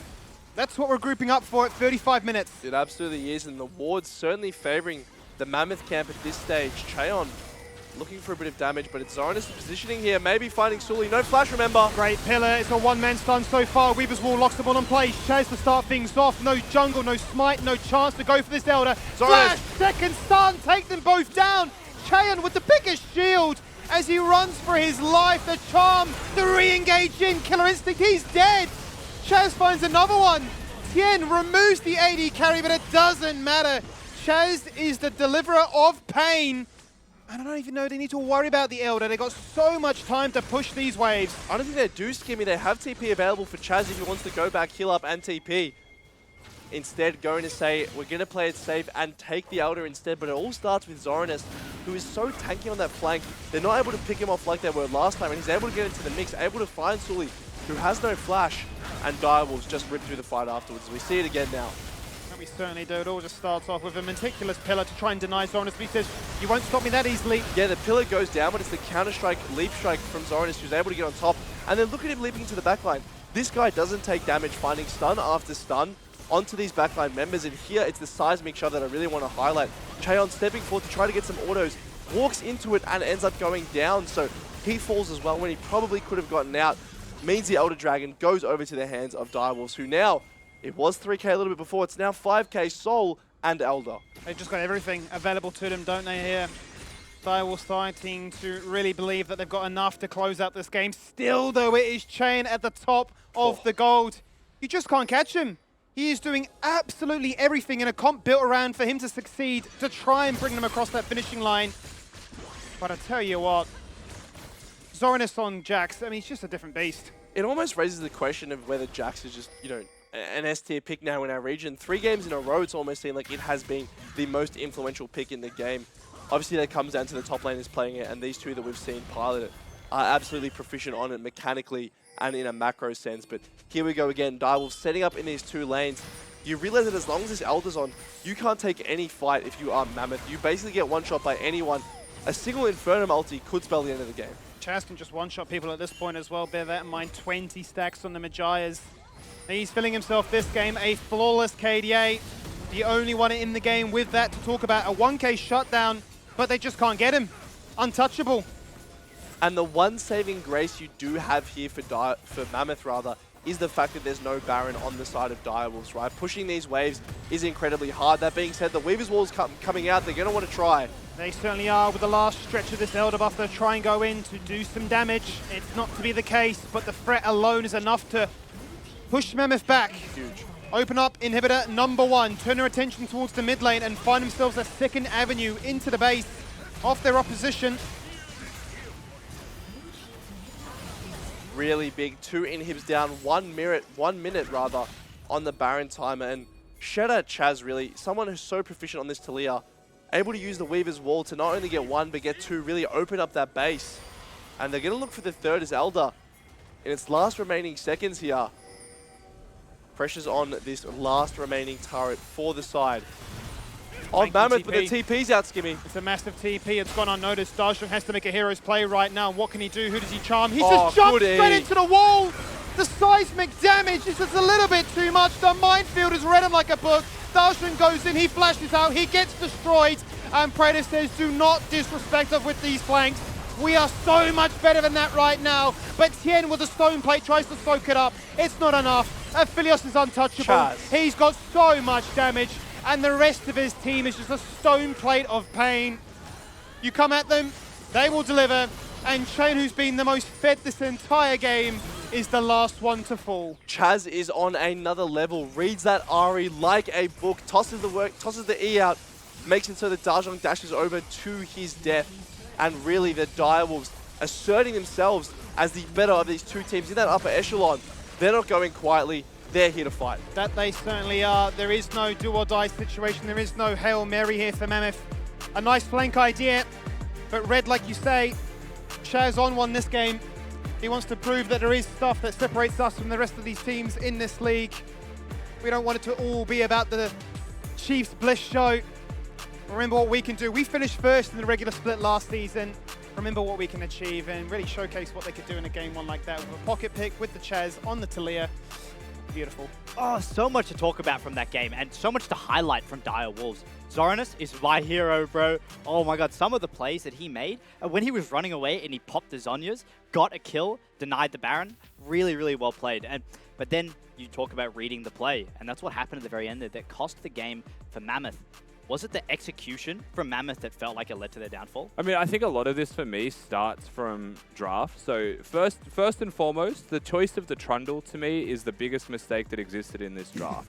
The reason for that is, while I think that Trundle and Ahri is a really good pairing, Trundle can place a pillar, Ahri can hit a charm, who is Trundle auto-attacking in this game, right? If you go down the list of champions from Dire Wolves, Aphelios is going to be protected by a Braum, so it's going to be pretty tough to get on it. It's going to be your team's job to do the damage to that Aphelios.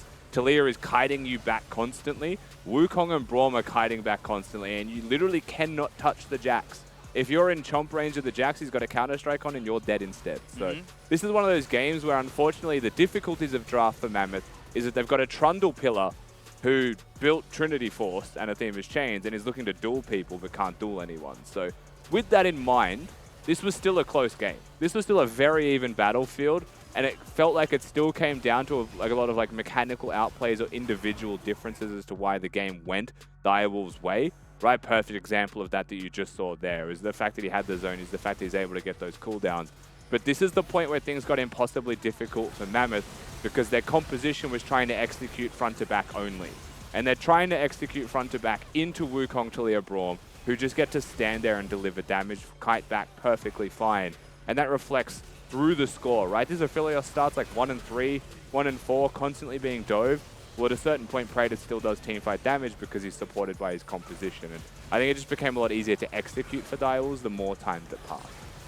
Okay, you reckon then, if you could have replaced this Trundle with somebody else, is there a prime jungler that kind of takes this job and does it way better for Mammoth? And if so, does that win them the game? Viego and yes.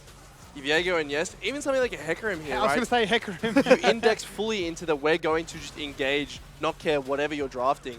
To me, it was just out of character because you have so little engage from your top jungle when you are drafting such a melee explosive composition. It just felt to me like a lot of the times it was Yerson having these massive engages and there was nothing ever to back it up. Wow, look at that damage distribution, man. He struggled. I mean, again, it's a Trundle pillar, so you're not expecting damage to come out of him. He's meant to be setting up his team, and for what it's worth, while we're saying all of this, credit to some members of Mammoth here for playing really well. I still feel like Dajong had a good game, a couple of solo kills in there, and they did get a lot of damage out of Chaeyoung and Yersan, but ultimately, they just struggled a little bit to deal with Dire Wolves with the more time that passed, and you heard it from the interviews as well, right? Like them saying Dire Wolves saying, Zoranus saying, Mammoth just want to fight. Out of every situation, Mammoth just want to fight. Well, if you draft a comp that expects combat, you're going to make it easier for yourself. And then Tien talking about how he gets bored as well. I think once you hear that from him and then you see it in your game, you're like, guys, he might be a little bit bored here. He might do something crazy. Someone who wasn't getting bored, Chaz. Oh my god, me and Rusty were fangirling over Chaz in the back. Probably me more so. But oh my god, man, how clean is that Taliyah? He did exactly how he played exactly how you need to play Taliyah, which is incredibly stable early game. You come into this team fights, and before I even knew it, he's like 6-0, 700 gold bounty with the death cap, and just so hard to play against team fights. And this is what Chaz and the Dire Wolves holistically do so well, is they deny these opportunities to make mistakes, and they come into these late game team fights and execute so well. So there's one big fight that I want to show everyone as well, which is not a massive fight overall compared to the amount of fights that happened in this game. But the reason that I want to bring this up is it's Mammoth's attempt to bait the Baron, which I think ultimately cost them the game. So it starts with Mammoth trying to sweep the ward, realizing they can't sweep because they're out of sweepers. Call for reinforcements, they'll put a control ward down. It's a little bit too late. They've brought Dire Wolves to the play. They will then use the Kai'Sa Voidseeker to reveal that they're turning before they actually turn. And then they will turn on the Wukong instead of looking for a close target because the closest target was Braum. And the reason I show that is after that, they get chased out of the river. They actually lose the Baron and they lose members of their team from that play. They force something to happen. And I think that was Mammoth recognizing that the best thing that we can do is bring Dire Wolves to us because we don't want to walk to them. But then unfortunately the execution went a little bit wrong for them in that moment. And the repercussions of that was significant. We even talked about it on the cast, right? It just felt like a very rushed job, given that, Jax had no TP, was down in bot lane, had to make something happen in a 5v4, knowing how strong Zoranus was on those team fight occasions. So, let's really pick any target we can go for. Rushed in, didn't find what they're after, and ultimately, yeah, came out on the worst end. Because there are a lot of things that Mammoth needed to do, whether it was them waiting for a flank and then doing something crazy with Tien, managing to dash in. I mean, you got Cassante, mate. Bro, you can pull that guy halfway across the map. Or you can, as you said, hide and wait in a bush without Kaiser Wing and revealing your position and then go in for the fight. Is it a lack of creativity from Mammoth? I think it's just them getting overzealous at times and feeling like they had to force something, but not really putting in the groundwork to do that. I think the main thing for me, example of that, was that mid lane fight where they just dive, and you're like, well, what are we actually diving for? And we just lost 3 members randomly. 1 for 3, Oh yeah, the flashless Aphelios. Yeah, like, exactly. Let's just go. Yeah. Exactly. So they knew that they had to force fights, but they weren't necessarily doing them. I actually think that Baron was one of the better ideas conceptually because there's at least an objective that you're baiting them towards. Yep. But it's just making sure there's actually a reason for them to come to you as opposed to just headstrong charging into this comp that just wants to 5v5. A lot to reflect on here, but we will get to more of those in a moment. But I really want to see from the fans. I was sitting back stage and I was like kicking my feet and looking at some of the other drafts that people chose. Someone said, what was it, Twisted Fate passive for making money? Because you get 1 to 6 gold every single time you get a kill. How many of those would you realistically get? Like, Okay, what hold does on, that hold count as? I would never, but people could traumatize and trample upon poor Bugs. insects and Yeah. bugs. Yeah. Oh, Everyone's my thinking God. like Yeah. murderers and whatnot. And you're like, yeah. no, bug spray. Ants. Yeah, You could that's what make I was about to a say. You could be a billionaire. Mans is thinking. Yeah. That's all I'm saying. It is smart. I don't know, is it, like, does picking a plant count as a kill? You get like an IRL title of like animal killer or something though. You have to be real careful with that one. I wouldn't do that. So what would you do? Would you just like make sure all the spider webs in your home, you just leave them up to make sure that it all come in, and you just like bang, bang, bang, No, bang, 'cause bang? spiders kill the insects. Well, Yeah, wait, true. no, You you can't want to get have rid of the spiders. But spiders. then the huntsman's rock up, and you're like, nah, mate, let me get the job done. No, you have daddy long legs because they deal with spiders. that's true. Yeah. Quinn R, free Uber. I was thinking about this one as well. Bro, imagine how sick it would be. I'm late for work, bro. Let me put my shoulder pads on real quick so that I can be carried like this instead of having a twisted fate ult. Imagine the They neck can just problems. take me there of course instantly. not. You don't have a sick bird, though. That's true. It's true. But the problem is when you land, you massacre all the people around you. True. Yeah, I guess. You're getting dropped off at a train I station. have Kicking your arrived. feet at everyone as you arrive. Yeah. I think we got a couple more as well. Any minor insignificant predicament would be greatly improved by a cannon barrage. When are you ever using this? Whenever there's a insignificant It's predicament. just like awkward situation, cannon barrage. I will be leaving now. This Listen, is you cannon keep barrage. arriving 5 minutes late to... Awkward date situation, cannon barrage. Who needs Echo ult? yeah, yeah. Does it kill you or is it like slowing you and it just kind of hurts? No, it's a cannon That's a cannon, bro. being That's shot. a barrage of Riptide Rex cannonballs. putting in the work. He's the one who loads the cannons, by the way. Bless up, Riptide Rex. I see you. Talon, free parkour. E. Just learn parkour. No, that's kind of sick. I no, just that's learn how to kinda- do parkour. There's That's kind of kinda ways. sick. And he can jump some big ones as well. Yeah. Sure. Like big ones. Yeah, but imagine how awkward it'd be, right? Hey, oi, boys, take a look. I'm going to jump over the wall. And you jump over it. And they go, oh, do it again. You know what would be weird Yeah, about no this way. is Talon's parkour is relative to his movement speed. And so, like, what if you're walking up to something and you use it? You have to, like, triple flip in slow motion instead of Yeah. parkour. It'd be super weird. Yes. So you'd have to like train to become really fast so you Yeah. can actually make it happen like in real time. Hey, Yeah, we got one more as exactly. well. Dude, this is so good, man. Carth Thanks, Draku. Why? Why, Draku? But That- for what reason? Less time tweeting, more time drafting, I reckon. Oh, no. Oh, no. I thought Draco would pick something related to bodybuilding. You know, I didn't Yeah. think he'd pick Mundo the ult. Carth Assault. Mundo ult. Oh, I don't think he wants to juice up. You don't have to Stay juice- natty, bro. Stay natty. Stay natty, my Big. bro. Stay natty. Well, we'll stay natty. He's juiced up. Stay natty, I boys. reckon Draku Oi, would have gone for set ult, personally. Yeah. Yeah, and I just reckon. body slam people. I reckon he's a The set old ult kind of guy. haymaker. Yeah. I will leave it at that. Don't forget, if you have any more, there might be time to read them out at the end. I'm loving hearing these. So please, hashtag LCO from the fans. Besides that, dude, game number 2. I could not be more excited.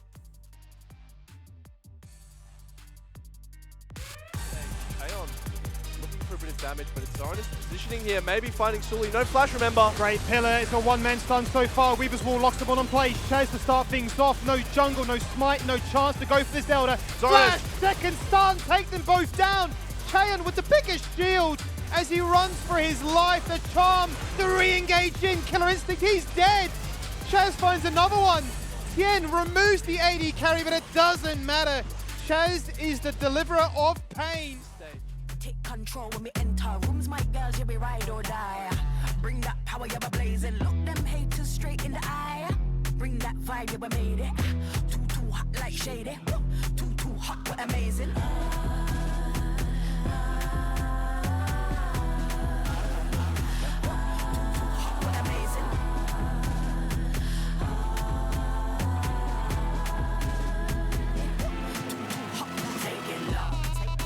Strong like what?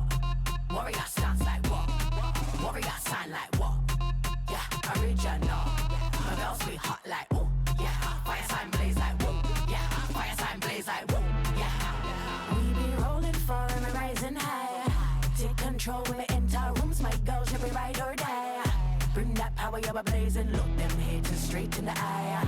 Bring that vibe, yeah, we made it. Too hot like shady. Too hot, but amazing.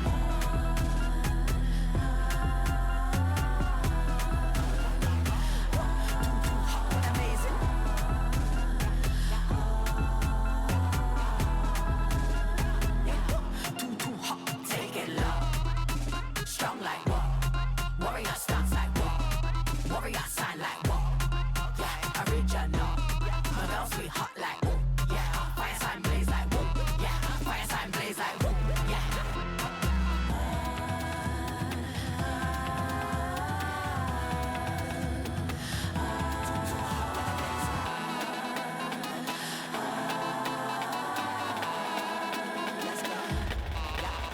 Take it low. Strong like whoa. Warrior stance like whoa. Warrior sign like whoa. Yeah, original. My girls be hot like ooh, yeah. Fire sign blaze like woo, yeah. Fire sign blaze like woo, yeah. Take it low. Strong like whoa. Warrior stance like whoa. Warrior sign like whoa. Yeah, original. My girls be hot like ooh, yeah. Fire sign blaze like woo, yeah. Fire sign blaze like woo, yeah.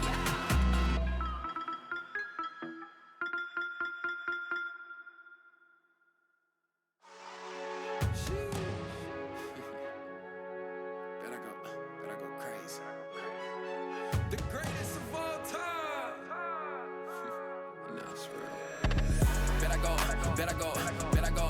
I go down as one of the GOATs, the greatest of all time. Look, bet I go down as one of the GOATs, the greatest of all time. Float like I'm Cassius. These hits ain't nothing to mess with. I come through, do damage. I go me a ham on the block. Lisa Laz with the shot. Mr. Mamba with the proc. Ken Griffey with the pop. Prime time, I'm double dipping, iced out like Mr. Gretzky. Let's be honest, I had a tiger. He hooks himself back in. They want it. Kiffy's not able. It's a pentakill. Second, they'll find a second. Chippy is on an absolute tear right now.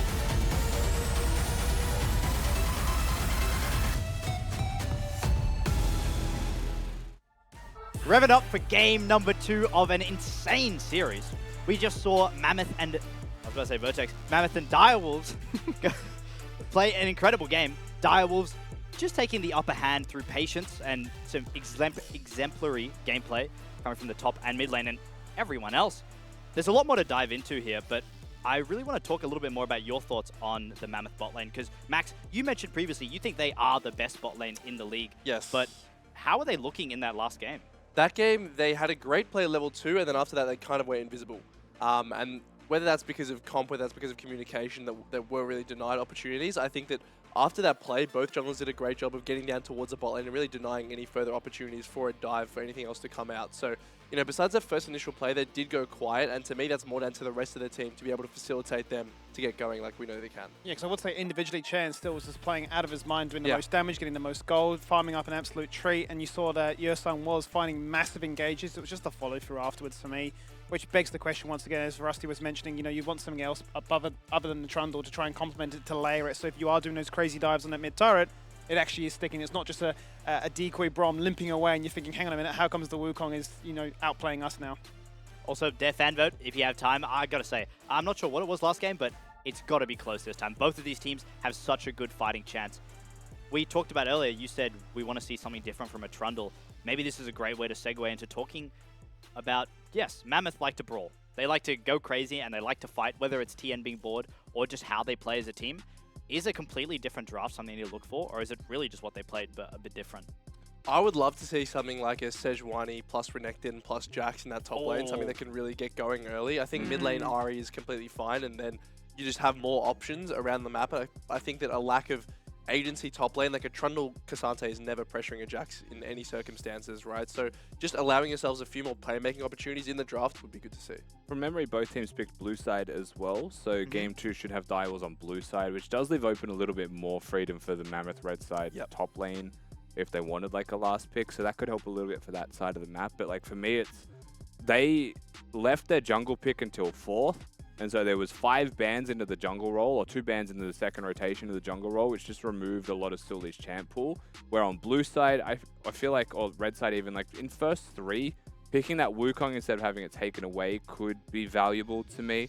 And, you know, you can sacrifice the rel to just ban it away if you need to. You've still got Alistar, etc. there. A lot of junglers to choose from, a lot of supports to choose from. Will they first pick Rel again? Woo! Draft. Woo!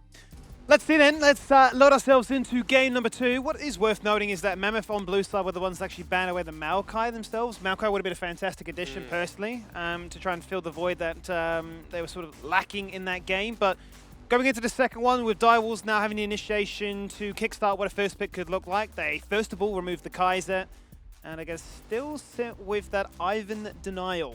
Ivern, definitely not a champion we're going to be seeing. It feels like a lot of teams just not wanting to see that whatsoever, whether they don't play it themselves. We know Suli plays it, right? So taking that away, to me the question does turn now to Chaz's champion pool is getting pinched. What does he go for in a blind situation, right? Obviously last game he had the option of going for that Talia, seeing multiple champions come out.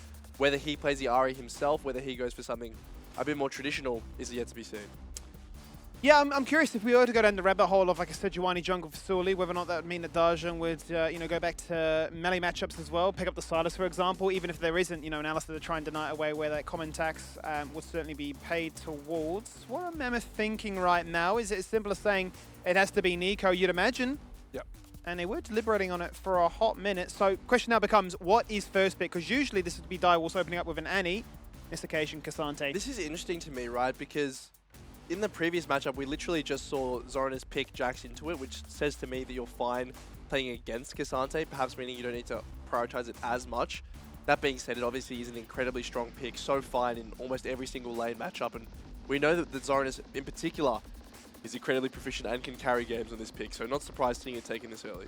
Well, with Kaiser denied, it's a case of what's next on the chopping block, and Aphelios is still one of those must-play champions on this patch, so they're going to guarantee that one denied from Predator first of all, and secure it for themselves to continue to do unethical amounts of DPS. Question now becomes, though, what would they look to lock it in here with? Would you go for your jungle here? You'd imagine it'd be the most likely if you are concerned about Suli's champion pool being pinched even further. Yeah, you could pick top as well. I think either Gwen, which was always before, or something like a Renekton here is completely fine, right? Just secure that top matchup. You know where the Cassante is heading, and already, right, Renekton, a champion that is incredibly proficient at brawling early, at getting stuff done in the early game, so if they're saying that that's our win con this game, we need to blow this game open before we get to a late game situation, the perfect pick to do it. And it just seems like another one of those matchups that we've seen a whole host of this week, where you're just in so much trouble. Yeah, Decoy's just cracking up, but he just slammed the Braum. Just lock it in. I don't care what my matchup is. But the Xayah to respond. Yeah, and this is a weird thing to me. Braum is not a champion that's often blinded whatsoever, right? Because it sucks, plain and simple, versus these Enchanter supports.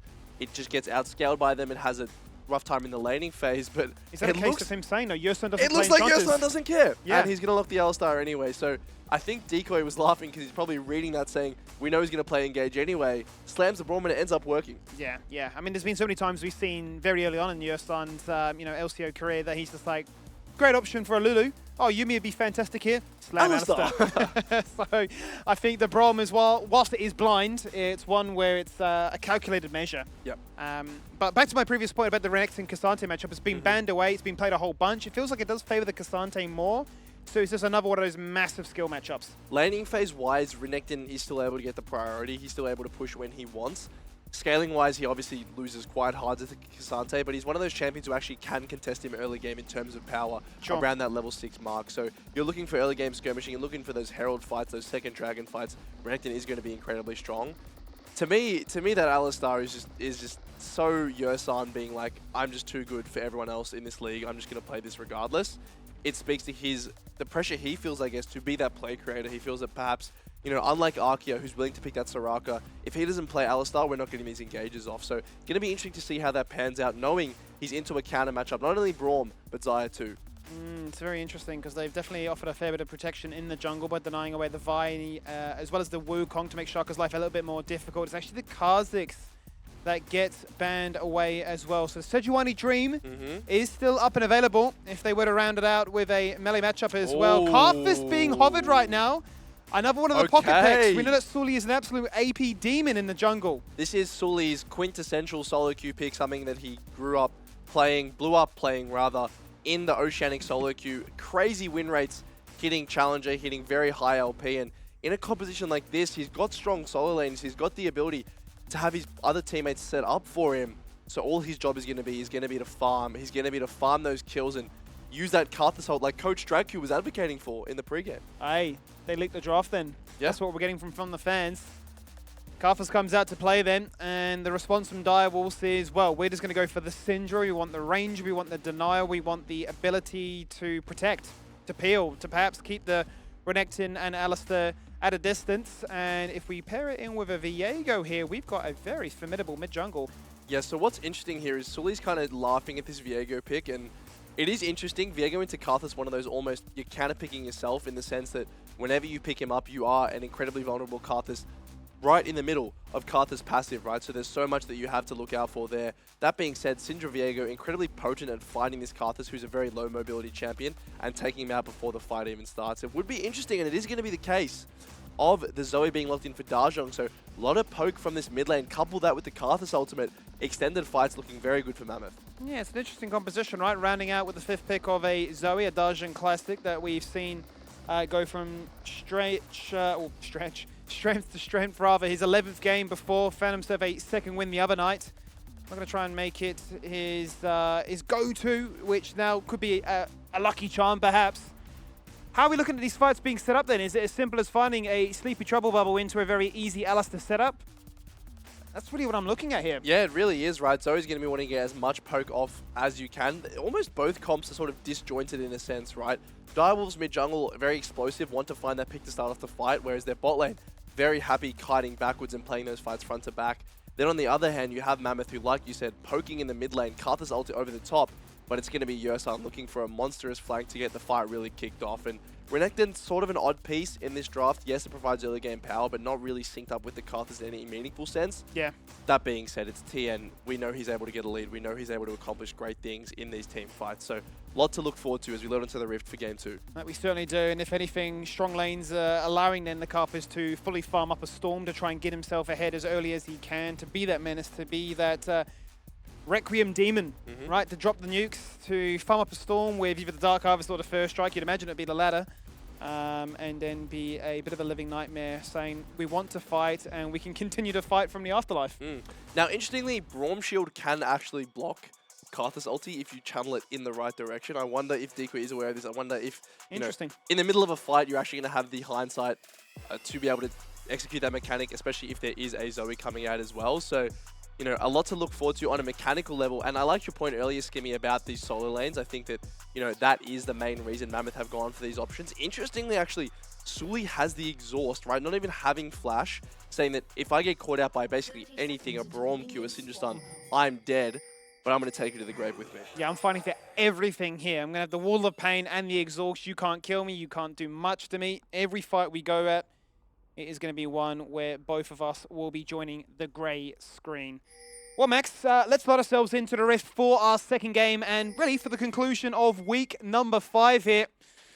For Direwolves, the perfect 2-0 would certainly put themselves in a much better position to try and contest that fabled upper half bracket. Now, top 4 finish is what they're hunting for.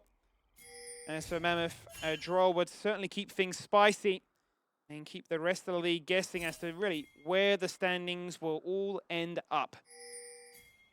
Absolutely, and as we check in with the early game, the main focus here is going to be getting Karthus through his first clear uninterrupted, right? The longer this champion can go without any significant hiccups to his clear, the better. The more he's going to be able to outpace Viego, the greater lead he's going to be able to get. And we know what Karthus can do once he gets to those item breakpoints early on, especially with the first strike. Going to be topping the gold, you'd have to imagine, at almost every point in this game. I was really curious to see if whether or not Dajong, much to the point of like you need a strong enough solo lane, so you got the Renekton. I was wondering if Dajong then might go to Static Shiv variation of the Zoe to try and double down on that point even further, but has gone for the Electrocute, so you'd imagine probably not. And he's got Ignite as well, right? This is very rare to see in a mid lane matchup unless it's an Assassin versus Assassin type beat. But the Ignite very much saying, I'm going to skill check. You want to take any opportunities. Cheon found, though. He certainly has been found, but it's a great headbutt to try and prevent any more damage going his way. Otherwise, Cheon could have found himself very early on dead. Completely fine with that Summoner spell trade, though. You're not actually having to use any yourself. Obviously opting for the Cull, saying he's not really wanting to fight as much as they previously did, right? With that Alistar into Braum matchup, you're okay handshaking the lane, letting Yersun go do whatever he wants on the map, while you yourself farm up as Shaka. He's going to be spotted out here. If he goes for an invade skimmy, I don't know. Mammoth know about this, and there is exhaust on the Karthus. It's a little bit awkward, though, for the bot lane and Mammoth to try and protect this one, as they're A locked dive? underneath the turret right now. And mid lane is held at a bit of an awkward spot as well. So the dive is not on, but it's definitely the invade where Sully's not even there. He's got to know. He has to know Karthus has to be around, right? He saw that his wolf camp was down as Chaz getting fought on in the mid lane, but Sully is just going to find the worst of this trade. Keep in mind, if he face checks anyone here, he has no flash. He's incredibly fragile. He's just going to walk back into his jungle and be like, why is my blue buff missing? Dajong's played so aggressively to try and protect and give safe passage here to the Karthus, but as he now found himself stuck in a bit of a dicey situation, Yersun now the focus saying, well, what do we do? Prediv's already burnt the Ghost, and he was anticipating a little bit more action, but no fight to be found. And everybody really just grouping up in the river at 3 minutes. In we go then, headbutt pole, decoy, gonna burn on down. Nothing to prevent that. And Yersun, who loves to get kills with the Ignite, he's done it again. Well, that was incredibly awkward there, to be honest. It felt like there were multiple fights that could have happened and ended up just not as TN. Very low health bar Zoranus. The empowered W coming up in 1 second here. Is he going to go for it? He's going all out. He's gone for the flash. He will get the trade for it. Look at Zoranus shaking his head. He cannot believe it. And Tien said, look, we're far too low. I'm going to showcase how to play this. He's not happy about using that flash there. If he goes down at the end of the day, sure, he loses minions, but keeping that summoner spell, you would say would be an advantage. But back to that original fight there, it starts off with Shaka looking towards Dajong in the mid lane. Does a little dance around that bush, so not actually able to find him. And then Sully and Yersun in particular finding so much value with his headbutt pulverize and picking up the first bot onto Decoy. Certainly was a very awkward passage of play there with the bait of Sully saying, like, I don't even need this blue buff. I know you're going to probably want to invade me, but what am I really setting myself up for in a fight that kind of really sprung out of thin air, where it's ultimately Direwolves thinking they get the better half of the trade, but walking away having been claimed to first blood. Chaz now going to plant some very early vision into the pixel bush to see if he can find much more than this one, but Dajong says, I'm looking for you. Sleepy Trouble Bubble not there to slow him down, and Yersun going to be scattered away. And even though Yersun doesn't find anything there, look at the trade, right? Chaz has just TP'd back to lane, loses half his HP off the back of Dajong, being able to get that combo in uncontested, right? So Yersun not finding a kill, but certainly finding value as Hex Flash being channeled. Just not enough damage between these two to make much more happen than that, especially when the shield goes up even before. Just a nice little idea. Back to the top lane though, and Tien is really feeling himself right now. Zoranus, he's got nowhere to go. He is just dead for the second time. And we thought there'd be explosions in the top lane, and it's delivering now. Yeah, and it felt like Zoranus was trying to hit that minion for a level 6 to potentially save himself, but not coming out in time. And once again, much like last game, Tien gets that level 6, is immediately active off the back of it. We'll have to wait and see exactly how that unfolded, but Zoranus in this matchup, you know, typically one that, yes, is a bit of training, but no real kills dropping, and now Tien leagues above everyone else in terms of XP. Look how close Zoranus was to level 6. He literally needed anything to die, Oh, anything no. in the lane to fall on down, and that might have been the escape plan he was hoping for. But a Renekton fed this early on, it really is the happy days you're hoping for. Just going to reset right there on vision. Shaka's having none of it, and Chaz is gone. Welcome to LCO, the league where every single solo kill happens off screen and you get to use your imagination to find out what happened. But both solo lanes now for Mammoth, as we take a look at this top lane again, it is going to be this level 6 coming through here for TN. You can see baits it so well. Zoranus is still in range. Even the knockback, not enough. And it's Zoranus here, like you said. He's so close. If that Q connects, maybe he gets a level 6. I still don't think he gets out, but he would at least have level 6 to boot. Ends up going down, and already solo kills, a point of strength we discussed earlier in the game, certainly delivering here. That they certainly are. And you wanted to see the Renekton come online early. You've got the pressure, then you've got the space really being created then for Sully to farm up a Storm and keep up pace here with Shaka, which is going to be very much more on the idea of where can I find a gank then to try and even out this match. Because as chaotic as it is topside, it's not going to slow down bot lane either. Chaeyoung getting chunked. There's a stacked wave here too, Skimmy. Shuck is wrapping around. I think this is a dive. Looks to be the case. It's a nice big wave stacked Oh, up. big Q. Nobody's here to protect him. Sully's the top half of the map right now.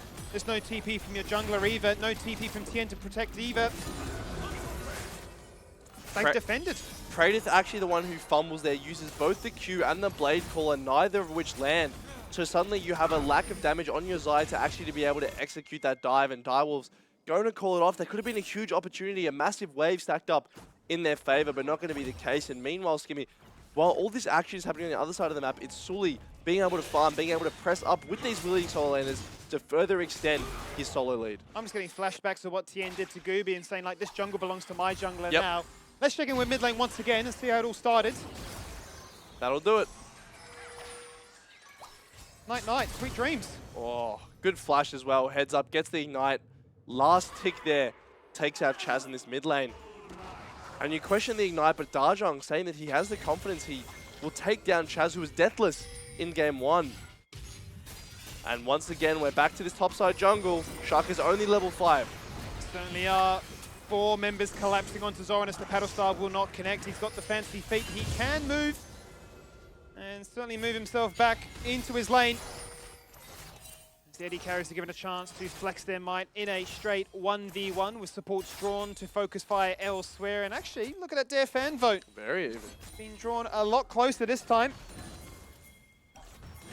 Decoy. Can you dive this? I don't know. Dare. Chaeyoung's going to burn the ultimate, trim the way. Praedyth's just dead. No. The Featherstorm was fantastic. Drops the aggro. And they said a dive this time. It will connect. I don't want to say it, but he had flash. I'm just going to put that out there in the world, but it does end up going down, and the dive this time is going to be executed. That being said, it's traded for the Herald on the other side of the map. Karthus looking very pretty here. 68 CS, Herald in hand, almost sitting on that Mythic as well. And it's kind of rare to actually see Chaeyoung being the least fed member on the entirety of Mammoth, for who was last game topping gold, topping damage, everything in his favor. This time on the back foot, as we take a look at this dive once again. So let's watch it one more time. It all starts with him trimming the wave with the ultimate, clearing it nice Flash. and easily.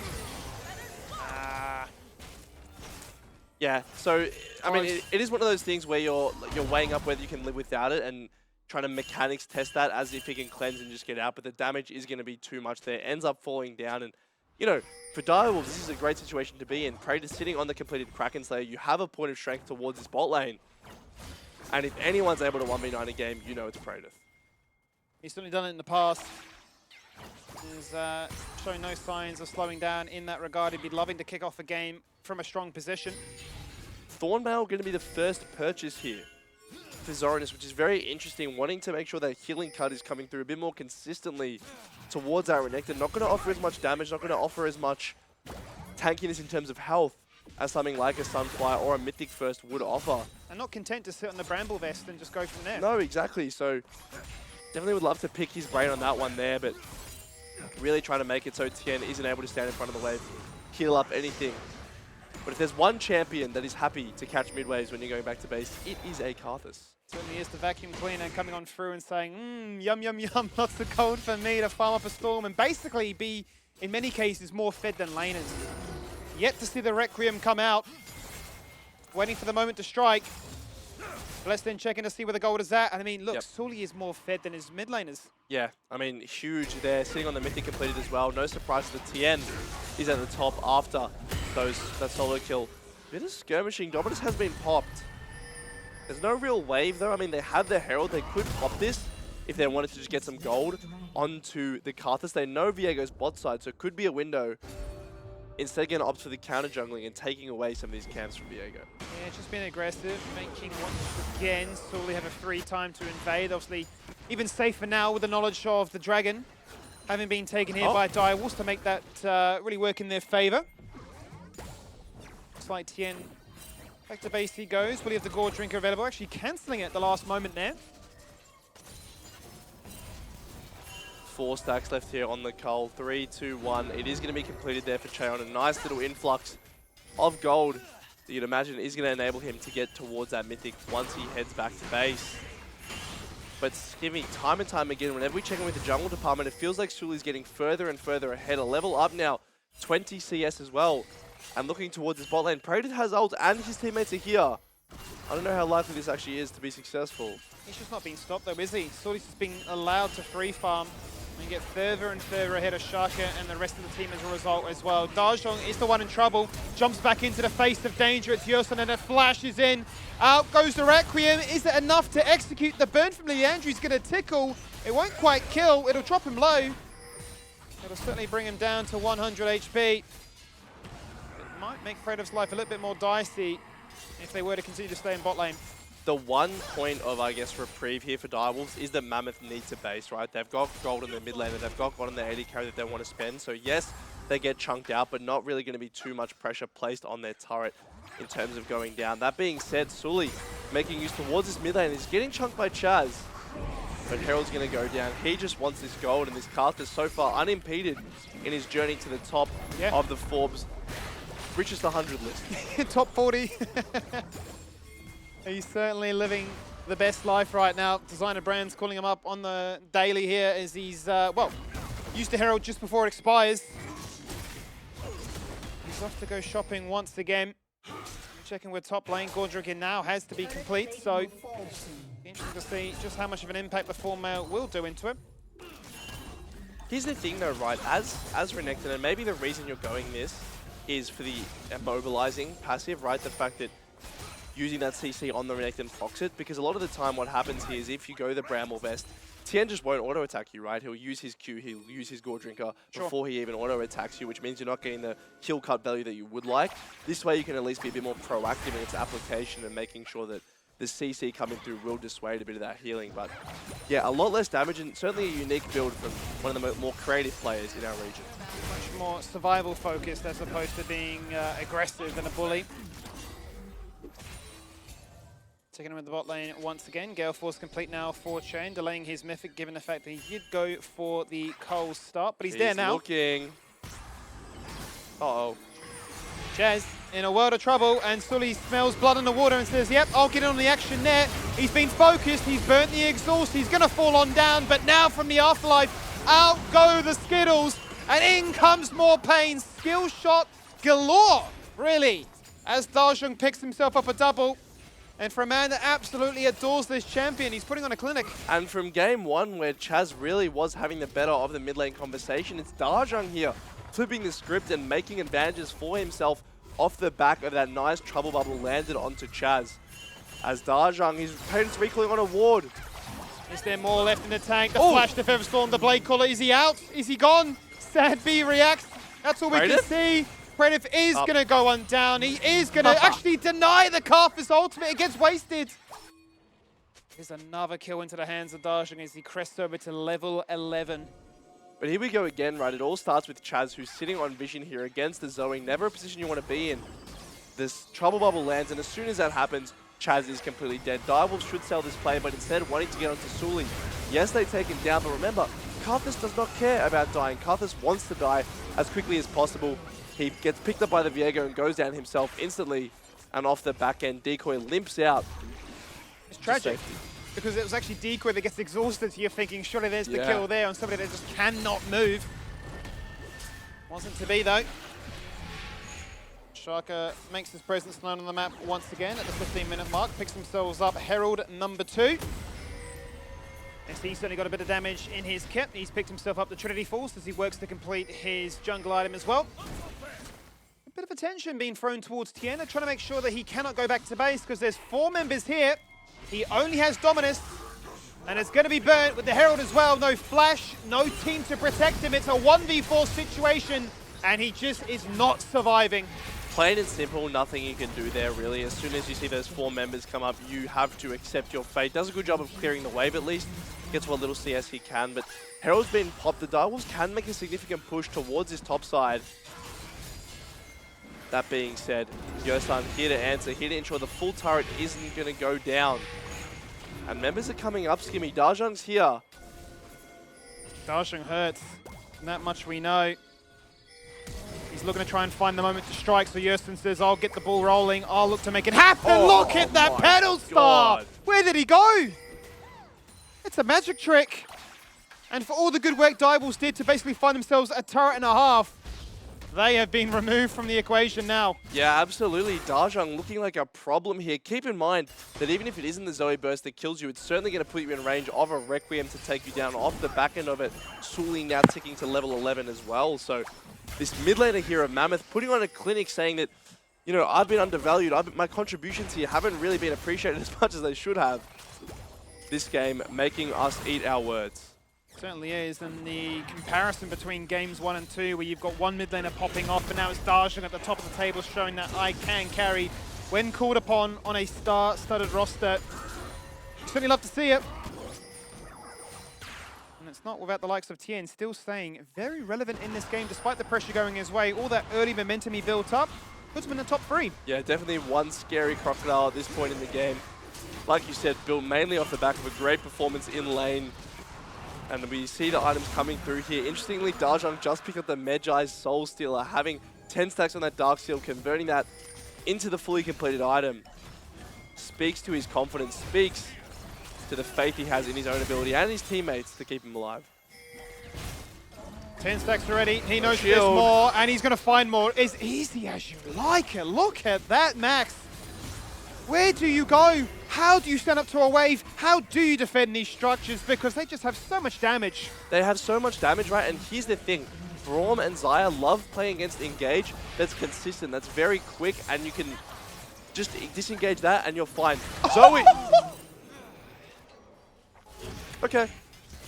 All right, well, that exactly paints my point. It's a murder on the dance floor. It's a murder on the dance floor, and the groove has certainly been killed.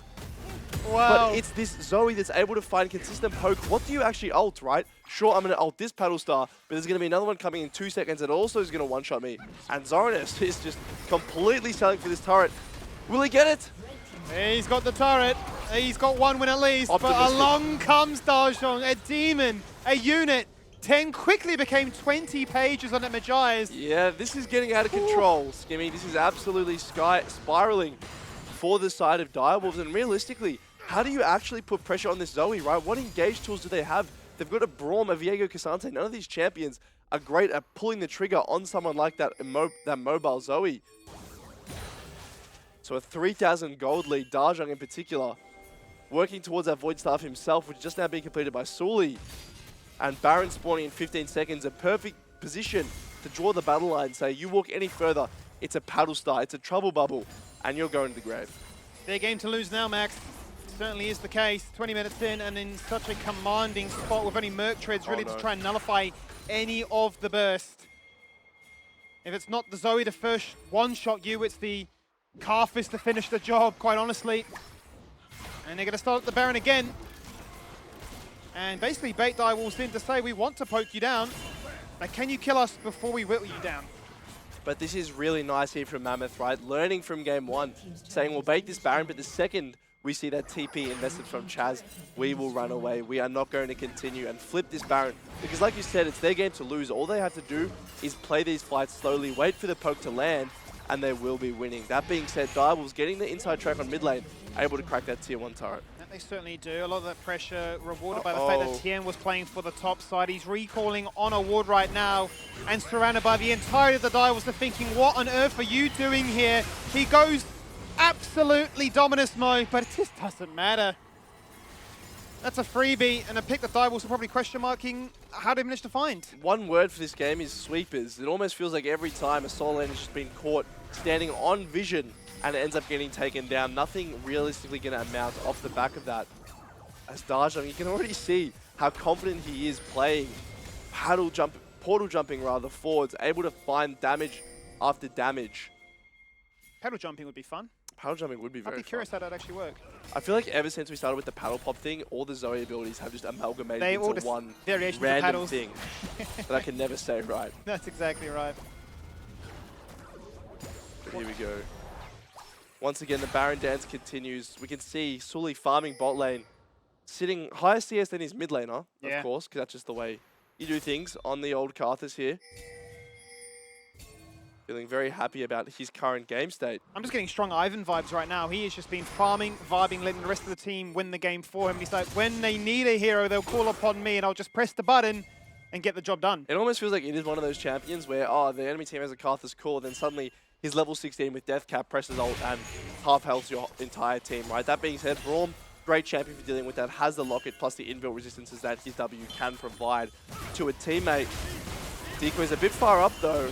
Certainly is. Goes the Moonlight Vigil. Only one is Decoy that gets hit by that. As we start to converge on the mid lane, but the pings go out from MF to go towards the Baron because they see Zoranist already in the bot lane. He does have TP available to him, but they want to try and bait that out. They absolutely do. He's not channeling it just yet, and this is an incredibly dark corridor for Direwolves to walk to. Someone has to face check, and that someone's going to be Shaka. Certainly is. Out goes the Requiem now. How much damage is this going to do? Shaka's gone. How does he go for a smite steal now? The TP coming in is too little too late. Baron picked up. Mammoth is strong. In we go for the fight. Decoy goes to sleep. Shaka's basically dead. They're running. They're in that corridor in such a tight space. And even if the Wall of Pain goes on down, even if they try and scatter the weak back, it is Chaeyan acting as a tank, leading the army forward as he Gale forces in. But they can't kill anything. They don't kill anyone, Skimmy. They do take the Baron down, though. And it is, once again, that situation of Chaz potentially... Trouble Bubble so close to landing there. But once again, who actually walks into this Baron? It's so dark. Direwolves feel the pressure that they need to make something happen. And then suddenly you're playing directly into where Zoe wants to play. Finds that Trouble Bubble as Chaeyan could be caught here. Here is a really good moment right now. Zoranist has flash. He can look to go all out and try and take one down with him. Goes Unstoppable to nullify the Sleepy Trouble Bubble. But Mammoth is split right now. Those Baron recalls get themselves out of harm's way. Pings coming out onto the Dragon here. Direwolves potentially using this as recompense for the Baron. That being said though, TP's committed towards his top lane. I think Mammoth are very happy saying, take this Dragon, we'll take your base instead. Not too concerned about any sort of soul point right now. That'll make it 2 apiece in this game. 25 minutes in, it's all about holding down the fort as long as you can. A map which really favors neither side, 4-4 in terms of turrets taken. But it is Mammoth grouping up again and wanting to find as much success as they can with 90 seconds remaining. And with a Baron and a Zoe, sieging is so easy, right? You have this Zoe come over the wall, you have her pressuring the carries, and suddenly you're not just worried about wave clear. If you step up too far, like Praedyth potentially is just going to take a paddle start to the face and lose half his HP. So Dajong feeling very confident here to look over the wall. Thank God that Banshee's Veil was there for Chaz. Banshee's really was the difference there. Otherwise, he's pretty much gone. He's only going to get put to sleep afterwards. The Banshee's providing infinite value on that occasion. And if nobody is falling low, it's hard for Mammoth to push much further. As Dajong escorts in the second wave in mid. He continues to hunt for targets to take down. They're very far up on this top wave, the Direwolves are. They're giving a lot of room, a lot of respect to Dajong in this mid lane whenever he walks up. Not allowing him to get to the ideal position to poke, but Decoy potentially found here. Tian's low. Have they found what they need though? Yes, they have. Chaz unleashing the power, getting it done, finding the kill, finding a 1 in return. Yorson, turn it around. Moonlight Vigil pads them low, but still, Dajong's not there. That is the majority of your gold. Yeah. Simply not there to exist, and Direwolves find that rare moment to strike. They somehow find a misnumbered fight. Decoy baits the attention of the support and jungle from Mammoth, allowing the rest of Direwolves to take down TN, and that gives them a bit of a reprieve. Yes, Braum dies, but you're completely fine taking that top for support trade. Opens up a little bit of room as we take a look once again. TN just a little far forward here. Fine, gets hit by the Scatter the Weak, and this Syndra ultimate at this stage is an execute below that 15% HP, right? So is able to be taken down Yersan off the back end. Thank God for that Alistar ultimate. And the reason the Direwolves can't push any further here is because of that Requiem, right? There's no Braum with the Locket to protect them. So if that comes down, it is going to be devastating. Sully, you can see the experience bar. This blue is going to take him over to level 16. Level 16, and that ultimate will be hitting like a truck right now. It's going to be terrifying to see that one get utilized. Don't expect to see it anytime soon, given that the next two major objectives are pretty much synchronized. Or I say that, and he's just going to use it to see how much it does, and that's a fair bit. Money? Does he have he's got a death cap. Well, there you go. Okay. Yep. Hey, that's cast the curse for you. It is a cast the curse. It's perfect timing as well, though, I need right? money. 2 minutes on any objective, so no real, incentive to save that to actually for a fight. He's going to have that death cap in hand, and you saw that damage quite significant before that purchase came through. Add all the AP death cap provides, that is going to be lethal towards Xayah. That's half of Predator's HP bar gone in a minute. And that raises the question of, right, do you actually need to Xayah ultimate the Karthus ult before a fight even starts, right? Do you need to use stuff like a Locket? I would definitely recommend using a Locket beforehand. Like, pick your poison. What are you more scared of? Exactly. And then, okay, that burns a Banshee's Veil. Suddenly, you have this Zoe coming through who's able to land those Trouble Bubble and the Paddle Star. Really, there's so much to look out for here. The Direwolves have to be incredibly careful. And this top side is so dark for the Mammoth, choking them out of the vision for the Baron that spawns in 70 seconds. It's going to be a case of testing your mechanics. Do you Featherstorm the Karthus ult because it's undodgeable? And do you trust your ability to sidestep out the Zoe skill shots? Well, they've picked themselves up a Bloodthirster now. They want to try and stay as topped up and healthy as possible. Certainly a shield bow wouldn't go amiss in this game like it did in game one as well. But it's all about the vision control now. Making it as dark as possible, as you said. And making sure that Direwolves have the face check, which has been such an uphill battle for them. Like, once again, who does face check here? Exactly. Even the Braum with his shield up isn't incredibly tanky. Viego, Wit's End, really his only defensive item combined with Murktreads. And this is probably going to hurt a little bit. Luckily, it does not land. But item-wise, Skimmy, if you're looking purely at the carries, the jungle, the mid-AD rather, they're actually semi-even in terms of that strength. It really is the jungle that's the biggest disparity, right? The Wit's End Trinity Force compared to those 3 items completed for the Karthus. So even if he goes down early, that Requiem's still going to provide so much value. That being said, Direwolves do have the inside track on mid lane here. They certainly do, and they've got the items to try and at least nullify some of the burst that Mammoth are throwing their way.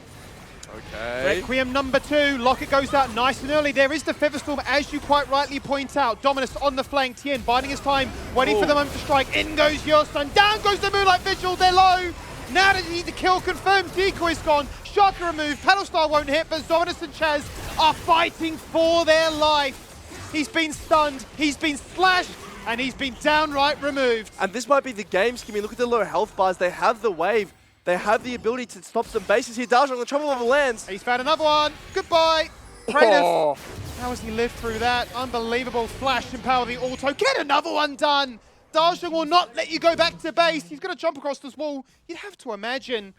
Is he going to find him? I don't think he cares, Skimmy. Plain and simple, he's going to go back to the base with the rest of his team, pushing onto the Nexus turrets. And looking to end this game and say we will be tying this one with a draw to close out this series.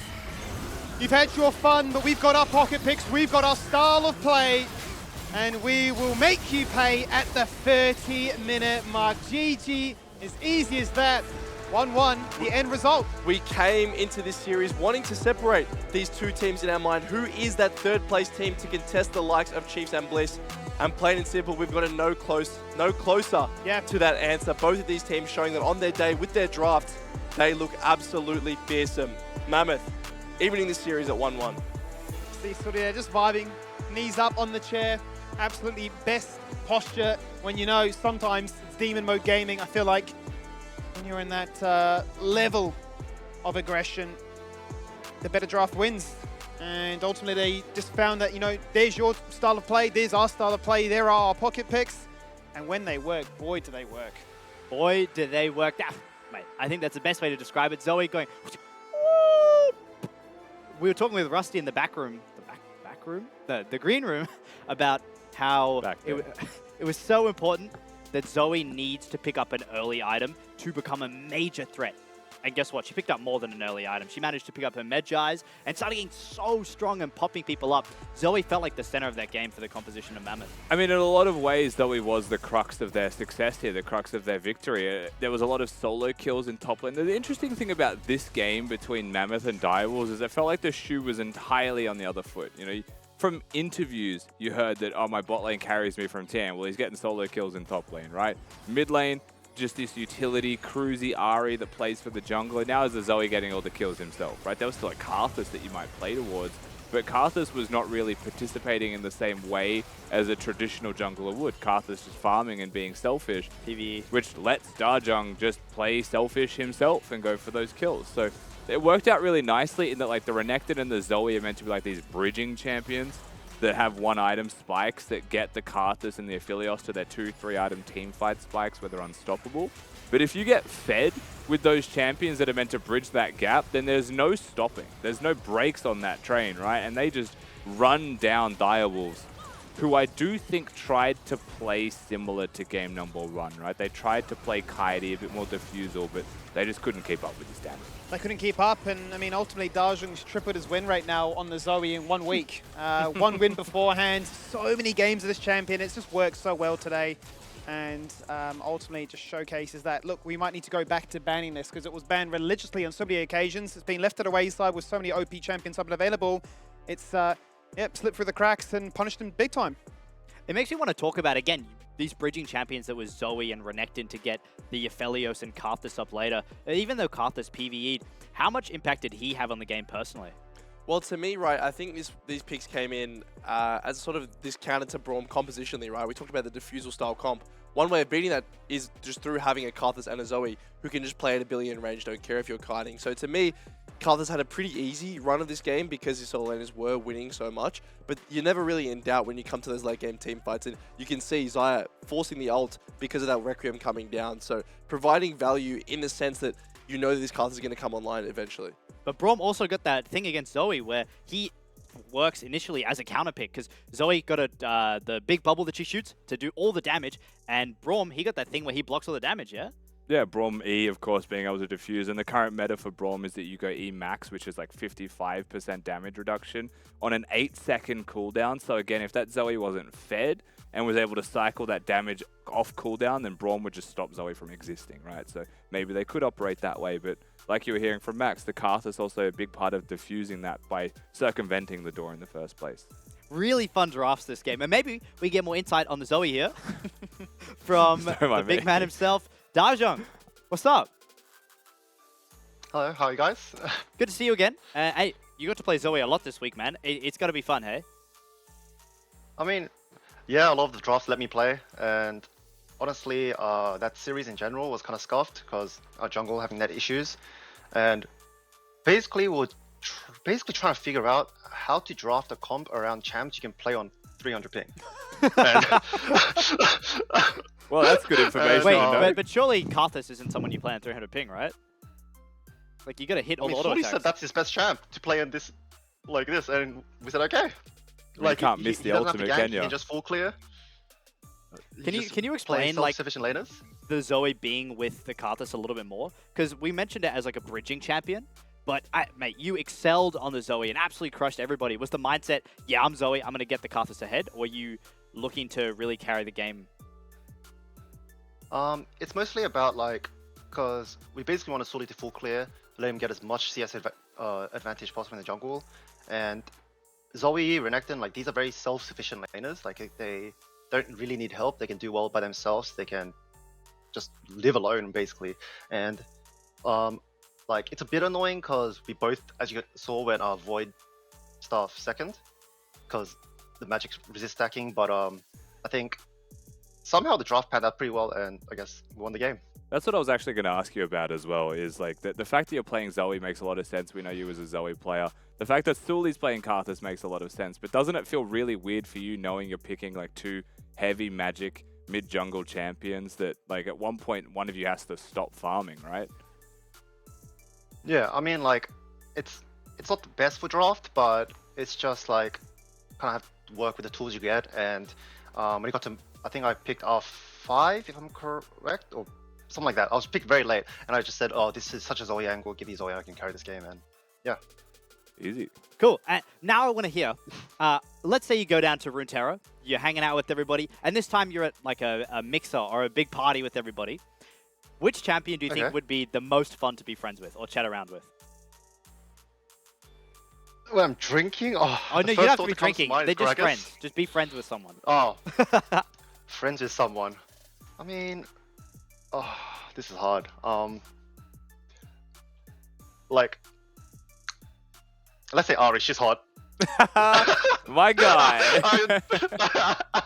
Good pick, man. I'm sure she'd have a lot of stuff to say about Ionia too. So, yeah, hey, good pick, and congratulations on the draw, man. I'm excited to see how you go in the playoffs. I think, I don't know if they wait, are they unlocked? Yeah, see you later. Thanks. Sorry. Thought, they're not locked in yet, are they?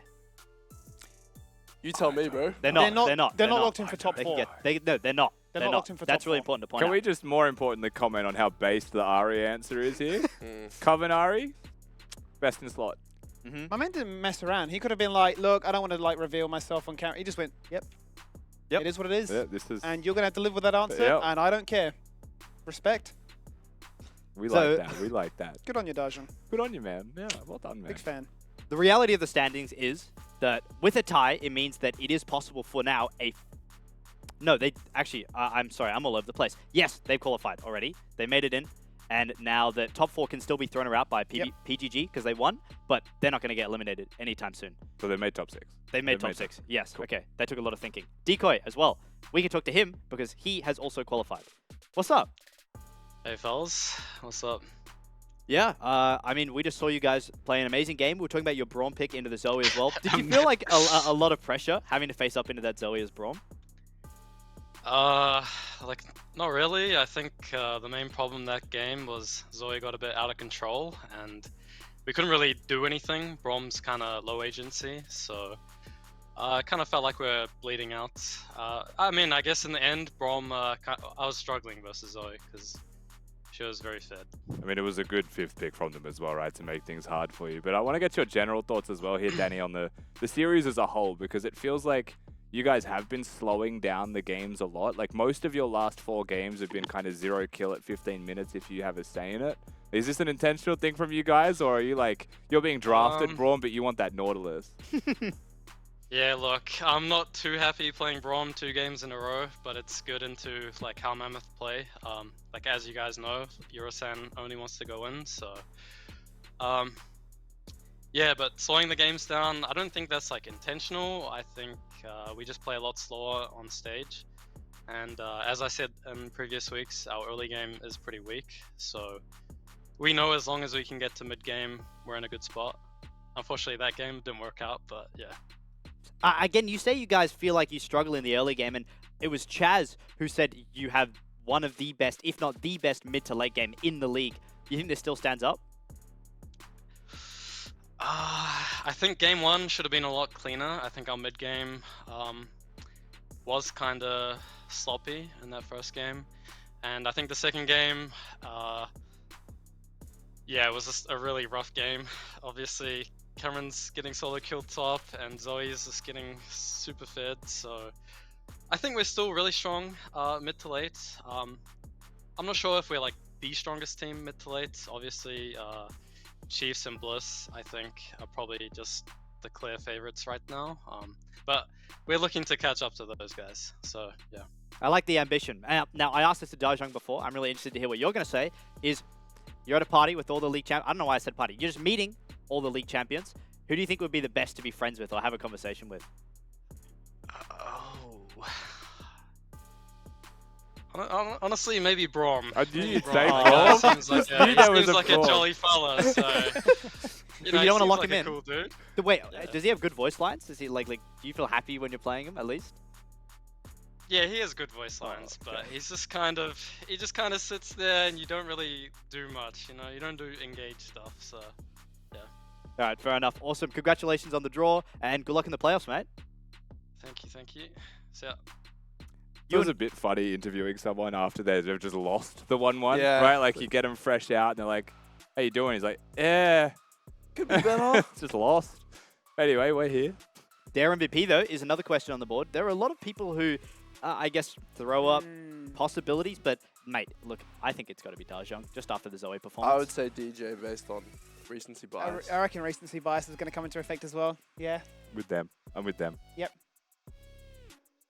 Yes, Yes, sir. Hey, we read them. You already know. We're back on the Twitch bandwagon.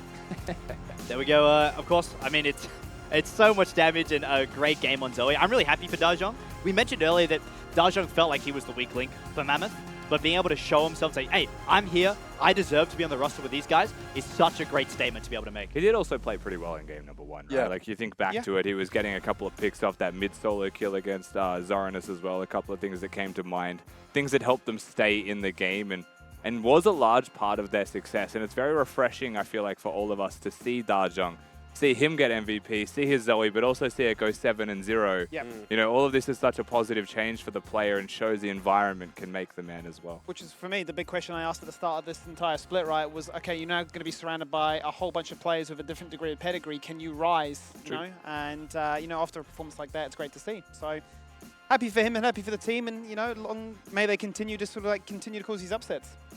And, well, we've also got Player of the Day, another guessing game. Did you get to submit this? Because I got asked what I thought Play of the Day was, and I was like, nah. It really is. I had a backstage caster brain moment today, guys. I don't know what it is Oh, either. what's happened there? I genuinely don't know what it is either.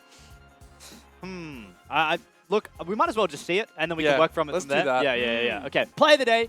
Here it is. Hasn't helped me yet. Oh yeah, this is that nice little fight where he manages to get the Lamb's respite off, and the TPs come in, and boom. Boom. Bloody boom. Oh, this is the one where they couldn't. Dante desperately tried to get the kill on Sternfire. Yeah. Tomasino flashes. Oh, this Oh, one. the Tomasino flash. Oh! Yep. Oh, you hate to see that one. If that's Rusty and the guy's like, I've made too many of those noises this week, bro. It was Gregor's cast that sent me. I remember watching that back last time. You're like, God, what is wrong I with cracked you? up. As soon as you dropped the comment about it, I was like, I've got to watch this back. And I was just like, that's what we sound like? Yeah, good there's times. something wrong with us. Some great games this week. Honestly, I think that last duo of games was probably my favorite to watch this entire week. And it's really thrown things into the mix. It makes me think where Mammoth goes as a team, because they played against Direwolves, who are really good. And we mentioned the Chiefs game, even though they went 0-2, mate, they still looked really, really good. So Mammoth, have they kind of reached the heights of being able to upset and maybe getting that consistency that they need to be able to concrete themselves as, hey, yeah, we deserve to be here? I'd be very surprised if they bowed out in last, is all I'm saying. I feel like there's still such an upward trajectory. The fact that they have brought in a new system of coaches, that they are getting great results like this on the picks that work for them. I think it's just going to continue to scale on up, right? Best of 2s become best of 3s, make it best of 5s, and it becomes a case of stretching deep champion pools and flexibility. And that's when the experience really comes into effect, right? When you can, you know, really knuckle down for 3 to 4 hours. And what I do like about this team is they're a bit unconventional in the way they play the game, and that's a very good thing when you're trying to upset, right? No other team is playing this Karthus Zoe mid jungle, right? It's a very unique play style that they have, and I think that in terms of upsetting the top 2 teams right now, if you're playing conventional versus Chiefs or Bliss, you are just going to straight lose, right? So to me, if they're able to spice things up, they're able to create multiple angles that these teams aren't really used to, that can be an avenue into that top 2. Well, after I had a bit of a conundrum inside my head, it's finally we have the standings to see, so we can actually get it all panned out. So, right up the top, it's Team Bliss and the Chiefs locking themselves into the 1st and 2nd seed. They will play next week, though, so that'll switch things up. Vertex now dropping down out of locked-in playoffs after playing against Pentanet, while Mammoth and Direwolves still possibly being shaken up if Pentanet can beat Kanga this week. Oh, next week, sorry. Okay, so playoffs 5 out of 6 locked. The 6th position between Vertex, Ground Zero, and Kanga will be determined next week. 1 spot left. But all of them have hard matches from memory. Yep. And it is a 2-point gap, not a 1-point gap. It's Vertex up against Mammoth, it's Kanga up against PGG, and it's Kanga up against Ground PGG, Zero. and Granza up against Direwolves. Yeah, none of So, those easy. There's no freebies. No, They're but all fighting for scraps. they also have to 2-0 Yeah. to get ahead of Vertex. It's going to be a perfect game. That's an insane last week required from Ground Zero and Kanga to keep up with Vertex. Jeez. All of them have to 2-0 to make it through, and only one person gets to do it. This is going to be an insane last week of the LCO, fighting over that last 6th spot, and it really could be anyone. Vertex probably looking like the strongest there. Here are our matches we're going to see. and that is something I have been looking forward to for a while. Team Bliss versus the Chiefs in week number 6. That is the one to talk about. That is the one everyone's been waiting for. We haven't seen this matchup enough, guys, so I think one more time. But for the first time this split, we do get to see Bliss against Chiefs, and to say we're excited is probably an understatement, given how much these teams have also improved since the last time we saw them face off. The controversy around who thinks Bliss is better and who thinks Chiefs is better is pretty big as well. We heard in interviews that a lot of people are saying, yo, Bliss is kind of on the top right now. Yep. Well, the thing is right, neither of these teams, yes, they have a draw, but I would say none of these teams have actually seemed like they've been beaten down, seem like they've been, like, they just seem a cut above the rest, and I think everyone's saying this reflected in the standings as well, right? So this really is just in a league of its own, this 1v2. So, we've got final thoughts for the day before we close things out. Rusty, let's start with you. Rel is not always blind pickable, but is sometimes blind pickable, is what I've decided. I think that Rel is broken enough that it's fine. Yep. When you're lagging, play Karthus. Yeah, it's so true, really. Just press ultimate, right? You're playing PvE. It's no wonder he wasn't ganking, bro. He was losing to Krugs. Yeah, exactly. Did you see that level 3 from him, though? Crazy mechanics. We don't know what went on there. My man is literally playing high from Teemo in his own jungle in a competitive game. I don't want the blue buff, no. Hiding from his internet service. Well, that's maybe why he didn't go for the invade, right? Was because he didn't like mechanically have the faith in himself to execute on 300 ping. So you never know. My nugget of wisdom. Okay, my nugget of wisdom is that Renekton is a good pick in situations where you have a jungler that can make use of it, and a team comp, like when it's being used as a bridging pick to actually gain advantages, as opposed to just being picked because you think it's a decent pick. Never pick it into Jax. And that's my closing thought.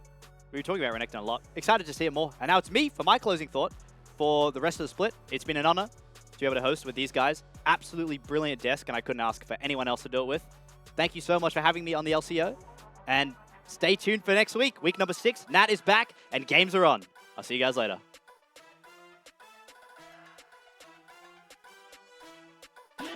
Later on in the split when it really does matter, and they're going to look to try and take down the latest addition to the roster, Gudo.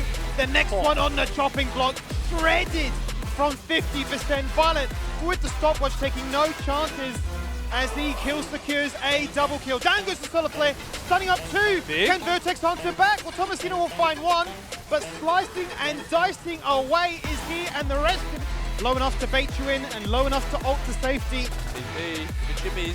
First Dragon, here we go. Chippies has got a target in mind. That is a triple counter strike. That's beautiful. Make it a double knockup as well. Can they find their kill? The Dragon's been taken by Vertex. Gudo's not here. He's flashed away. Chippies has found 2. He wants more, and his team will certainly find just that. Dongy hunting for a double as well. They're going to give it across to the Jack. Notice Starship has to make a hero's play right now. What can he do? Who does he charm? He just jumps straight into the wall. The seismic damage is just a little bit too much. The minefield is read him like a book. Starship goes in, he flashes out, he gets destroyed. And Praetor says, do not disrespect us with these flanks. We are so much better than that right now. But Tien with a stone plate tries to soak it up. It's not enough. Aphelios is untouchable. He's got so much damage. And the rest of his team is just a stone plate of pain. You come at them, they will deliver. And Chain, who's been the most fed this entire game, is the last one to fall. Disengage that and you're fine. Zoe! Okay. Requiem number 2, Locket goes out nice and early. There is the Featherstorm, as you quite rightly point out. Dominus on the flank, Tien biding his time, waiting for the moment to strike. In goes Yosun, down goes the Moonlight Vigil, they're low. Now doesn't need the kill confirmed, Decoy's gone. Shot removed, Paddle Star won't hit, but Zominus and Chaz are fighting for their life. He's been stunned, he's been slashed, and he's